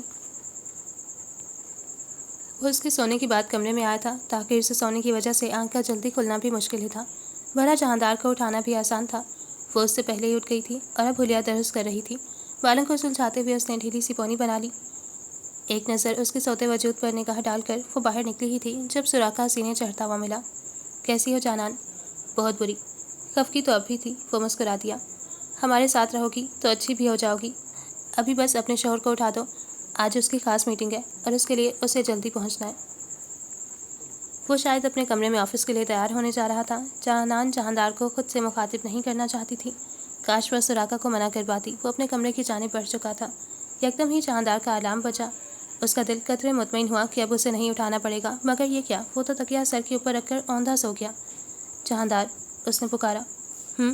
گمبھیر بھاری آواز آئی۔ سوراخا بھائی نے آپ کو اٹھانے کے لیے کہا ہے۔ یہ آدمی مجھے آج بھی نہیں بخشے گا۔ اس نے دانت پیستے ہوئے دوبارہ آنکھیں موند لیں۔ کمرے کا دروازہ کھلا ہوا تھا، یکدم ہی سوراخا نمودار ہوا۔ جہاندار، وہ چیخا تو کسی ڈر سے جہاندار نے تیزی سے اس کی جانب کروٹ لی۔ تم بھول رہے ہو، اب میں شادی شدہ ہوں، بیوی والا ہوں۔ اس نے آنکھیں دکھائیں۔ تم 5.5 سال سے بیوی والے ہو، مگر غیر ذمہ دار بچپن سے ہو۔ ذمہ دار بننے کا پہلا اصول وقت کی پابندی ہے جہاندار۔ 1 گھنٹے میں میٹنگ ہے اور تمہاری 2 نمبر پریزنٹیشن سننے کے لیے میں اپنے ڈپارٹمنٹ کے امپلائیز کا وقت ضائع نہیں کرنا چاہتا۔ معذرت، مگر میرے ڈپارٹمنٹ کے امپلائیز بھی تمہاری پریزنٹیشن دل سے سنتے ہیں۔ تمہیں ان کی باس کی پریزنٹیشن کو 2 نمبر نہیں کہنا چاہیے۔ وہ اب انگلی اٹھا کر وارن کر رہا تھا۔ میری کی گئی اسپیچ پریزنٹیشن کہنے کے لائق جو ہوتی ہے۔ وہ جلا دینے والی مسکراہٹ لبوں پر لاتا ہوا باہر نکل گیا۔ آفس کی باتیں تو جانان کے سر کے اوپر سے گزر گئیں۔ وہ بس حیران کن نگاہوں سے شوہر کو دیکھ رہی تھی۔ جہاندار نے مٹھیاں بھینچ کر خیالوں میں سوراخا کی ناک پر 2 مکے مارے۔ آنکھیں موند کر خود کو پرسکون کرتا ہوا وہ دوبارہ نیند میں جانے لگا۔ آدھی نیند تو سوراخا اڑا چکا تھا۔ آپ پھر سو رہے ہیں؟ جانان نے اسے جگانا چاہا۔ تم کیا سوراخا کی بچھڑی ہوئی بہن ہو جانان؟ یہی تو بات تھی کہ وہ اس کی باتوں پر کبھی غصہ ہی نہیں ہوتا تھا، لہجہ خود ہی میٹھا ہو جاتا۔ باتیں بعد میں کریں، آفس جائیں۔ اس کے بال بنے ہوئے تھے اور وہ کپڑے بھی تبدیل کر چکی تھی۔ اب سیاہ رنگ کا سوٹ تھا جس پر سیاہ اور سفید رنگ کا کام تھا۔ ناک کی لونگ چمک رہی تھی۔ وہ 5 منٹ تک گلاب کے پھولوں میں چھیڑ چھاڑ کرتی اور وہ 5 منٹ تک اسے دیکھتا رہا۔ اس نے الماری سے وہ خط نکال کر انہیں ہاتھوں میں محسوس کیا۔ ان کا رنگ دب رہا تھا۔ اتنے سالوں کے بعد اب وہ کچھ بھورے ہو گئے تھے۔ یکدم ہی انہیں کھول کر پڑھنے کی چاہ ہوئی تو سوراخا نے کمرے میں قدم رکھا۔ وہ خط اس نے دوبارہ اپنے کمرے کے کپڑوں کے نیچے رکھ دیے۔ اب وہ سوراخا کے آفس جانے کا انتظار کرنا چاہتی تھی۔ جانے ان خطوں میں کیا ہی بات تھی کہ ماہ کامل کو انہیں کھولنے سے پہلے ایک عجیب وحشت ہو رہی تھی۔ وہ خود کو مصروف رکھنے کے لیے بستر کی چادر ٹھیک کرنے لگی۔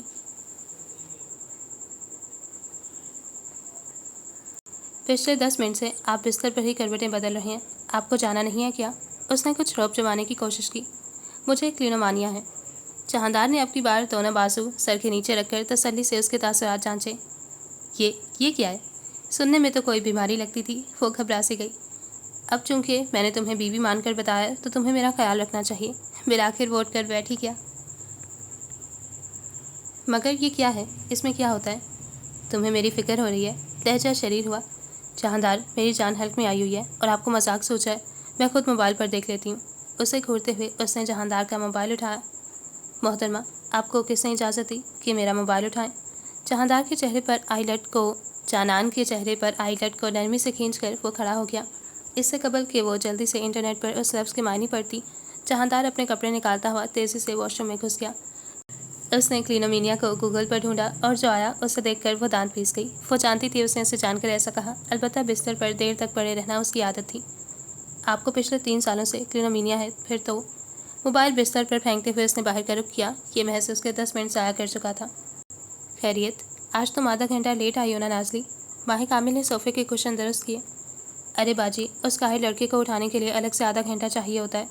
اس نے اپنے چھوٹے بھائی کو دیکھا جو پوری بتیسی دکھائے ماہ کامل کو دیکھ رہا تھا۔ بھلا کیوں؟ سوتا ہے تو پھر اٹھانا دشوار ہو جاتا ہے، بار بار سر پر کھڑے ہو کر جب تک ڈھول نہ بجاؤ آنکھیں کھلتی ہی نہیں، اور آنکھیں کھل بھی جائیں تو بستر چھوڑتا نہیں ہے۔ جب بھی میں کل نہیں لا سکی آج لے آئی ہوں، آپ اس سے جو پوچھنا چاہیں پوچھ سکتی ہیں۔ اس نے تو گویا اپنی جان چھڑوائی۔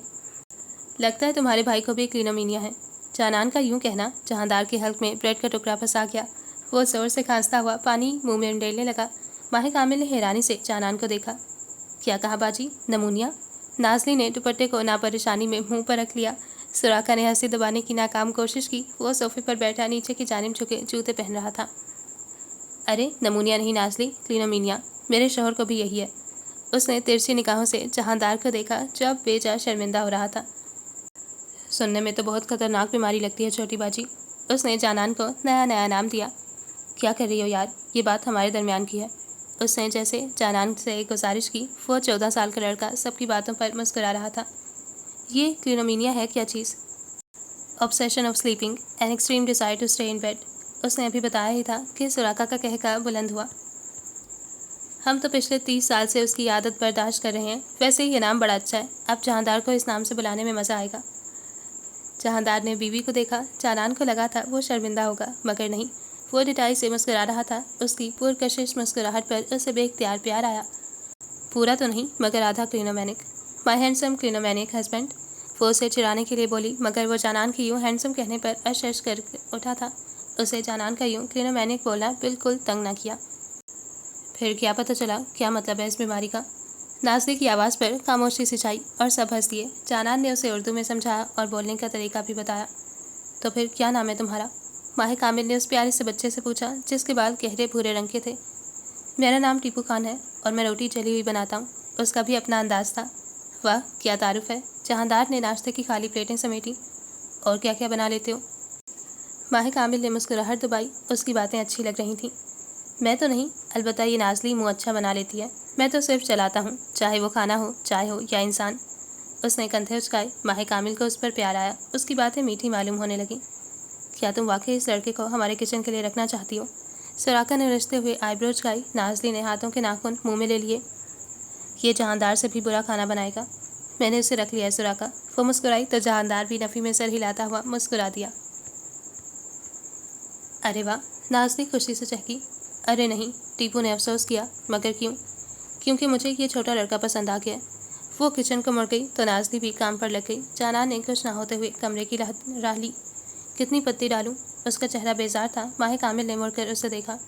تم نے کہا تھا تمہیں چائے بنانی آتی ہے۔ وہ کچھ حیران ہوئی۔ میں نے کہا تھا مجھے جلی ہوئی چائے بنانی آتی ہے۔ 2 چمچ چینی ڈالو۔ اس نے کیبنٹ سے چینی کی شیشی نکالی۔ اب اس میں ہی 3 چمچ چینی ڈال لینا۔ ٹھیک ہے ایم کے۔ اس کے جملے پر وہ تیزی سے پلٹی۔ جی؟ وہ چونکا۔ تم نے مجھے کیا کہا؟ ایم کے، ماہ کامل۔ اس کا یوں کہنا واقعی ماہ کامل کو امپریس کر گیا۔ تیز دماغ لڑکا تھا۔ کتنا پڑھے ہو؟ پوری 8 جماعتیں، ہلکی پھلکی انگریزی بھی جان لیتا ہوں۔ شوق ہے پڑھنے کا؟ ہاں، مگر کبھی مجبوریاں خواہشوں کو آگ لگا دیتی ہیں۔ لہجہ اطمینان بھرا تھا۔ وہ ساکت رہ گئی۔ اس کی باتیں اپنی باتوں سے 14 نہیں 24 سال کا معلوم ہوتا تھا۔ معصوم چہرہ اور عقل مند باتیں۔ کہاں سے سیکھیں یہ باتیں؟ اسے تجسس ہوا۔ میں کیوں کسی کا جملہ چراؤں گا ایم کے؟ وہ ہنس دیا۔ میں ویسے کتابیں بھی پڑھتا ہوں، بہت شوق ہے۔ کون سی کتابیں؟ ہر 2 ہفتے بعد اردو بازار سے پرانی کتابیں لاتا ہوں، کہانیاں، تبصرے، افسانے، جو اچھی لگیں لے لیتا ہوں۔ بھلا وہ کہیں سے نازلی کا بھائی لگتا تھا؟ اس کی باتیں کتنی مختلف تھیں، اس کا لہجہ کتنا خوبصورت تھا۔ وہ اس کے بارے میں کچھ سوچ کر مسکرا دی۔ شاید اس چھوٹے لڑکے کے ساتھ ایک بہترین وقت گزرنے والا تھا۔ آج رات کے کھانے میں سبزی بنانے کا سوچ رہی ہوں۔ ویسے تمہیں سبزیوں میں سب سے زیادہ کیا پسند ہے؟ میں سب کچھ کھا لیتا ہوں۔ اس نے چائے کے 3 مگ تیار کیے، ٹرے میں انہیں رکھتا ہوا باہر نکل گیا تو ماہ کامل بھی باہر ہو لی۔ نازلی، تم جانان کو بلا لاؤ اور یہاں بیٹھ کر چائے پی لو۔ اس کی آواز پر وہ کام چھوڑتی ہوئی جانان کے کمرے میں بڑھی۔ اس نے 2 کپ چائے اپنے اور جانان کے لیے بنوائی تھی، جبکہ تیسری چائے نازلی کے لیے۔ کتنی چینی ڈالوں؟ صرف 1 چمچ۔ جانان کے مگ میں بھی اتنی ہی ڈالنا۔ نازلی اپنے لیے چینی خود ڈال لے گی۔ اس کی بات کو سنتا ہوا وہ جانان اور ماہ کامل کی چائے تیار کر کے ٹرے سے باہر رکھنے لگا۔ ٹیپو نے مگ اٹھایا اور ڈبوں سے لگا لیا۔ وہ مسکرا دی۔ تمہیں چائے پینی تھی تو اپنے لیے بھی بنا لیتے۔ ہاں مجھے پینی تھی، مگر نازلی کی۔ اس نے شریر لہجے میں بتایا۔ میں بلا لائی ہوں انہیں۔ نازلی ماہ کامل کے اشارے پر صوفے پر بیٹھ گئی۔ ہائے ہائے، تو پھر میری چائے پی گیا؟ نازلی نے غصہ کرتے ہوئے اس کے ہاتھ سے چائے کا مگ پکڑا۔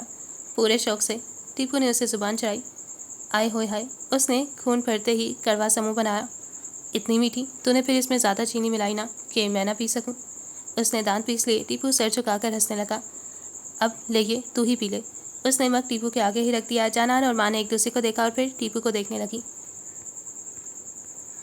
نازلی تم چائے بنا لو، سامان کچن میں ہی رکھا ہے، ٹیپو کو یہ چائے پینے دو۔ چہرے سے تو کتنا بھولا لگتا ہے ٹیپو۔ بھولا؟ مجھے تو انسان ہی نہیں لگتا۔ اس نے دھپ سے کمر پر لگایا اور کچن میں چلی گئی۔ موسم میں مٹی خوشبو پھیل رہی تھی، یوں لگتا تھا جیسے بارش کی آمد ہو۔ آپ کا نام کیا ہے؟ اس نے جانان سے پوچھا۔ جانان؟ اچھا۔ وہ کسی سوچ میں ڈوب گیا۔ اور آپ کے شوہر کا نام؟ جہاندار۔ جانان نے مسکراتے ہوئے بتایا۔ جے جے۔ آپ کے لیے جے جے نام کافی اچھا رہے گا۔ جے جے؟ اس کے ماتھے پر بل نمودار ہوئے۔ نہیں، یہ بالکل اچھا نام نہیں، تو مجھے اس سے نہیں بلاؤ گے؟ جیسا تم کہو جے جے۔ اس نے ٹرے اٹھاتے ہوئے تابیداری سے کہا اور چلتا بنا۔ ماہ کامل کو لگا وہ خود پر قابو نہیں رکھ پائے گی، ہنستی چلی گئی۔ تمہیں ہنسی آ رہی ہے؟ اس نے ماہ کو گھورا۔ ارے میری پیاری جانان، یہ نام اتنا برا نہیں ہے، جے جے سننے میں کتنا اچھا لگتا ہے۔ بالکل بھی نہیں اچھا لگتا ماں۔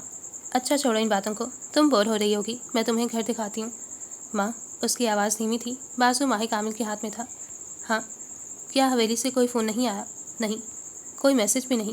میں وہاں کے حالات جاننا چاہتی ہوں۔ موبائل جہاندار کے پاس ہے، میں جانتی ہوں وہ مجھے اس کے لیے نہیں دیں گے تاکہ میں حویلی کی کوئی کال ریسیو نہ کروں۔ گھبراہٹ پھر سے اپنا اثر دکھانے لگی۔ میں سلیم سے بات کروں گی، وہ مجھ سے کبھی باتیں نہیں چھپائے گا، اور ویسے بھی آنے والے جمعے کو سراقہ مجھے بدر عالم سے ملوانے حویلی لے کر جانے والے ہیں۔ اس نے تسلی دینی چاہی۔ خود پر قابو رکھو شہاب۔ دادا اکبر کی دھار نے سب کو سن کر دیا۔ وہ کھانسنے لگے۔ آپ نے تیزی سے جگ سے پانی گلاس میں انڈیلا اور ان کے آگے پیش کیا۔ شہاب چچا کو چپکی لگی۔ شاداب البتہ اٹھ گئے۔ میں ذرا اپنے بیٹے کو دیکھ کر آؤں۔ وہ یہاں مزید بیٹھ کر اپنا دل نہیں جلا سکتے تھے۔ اوہ جی، شاداب کا بیٹا۔ دادا اکبر کا طنزیہ لہجہ ان کو چبھنے لگا۔ ابا میاں؟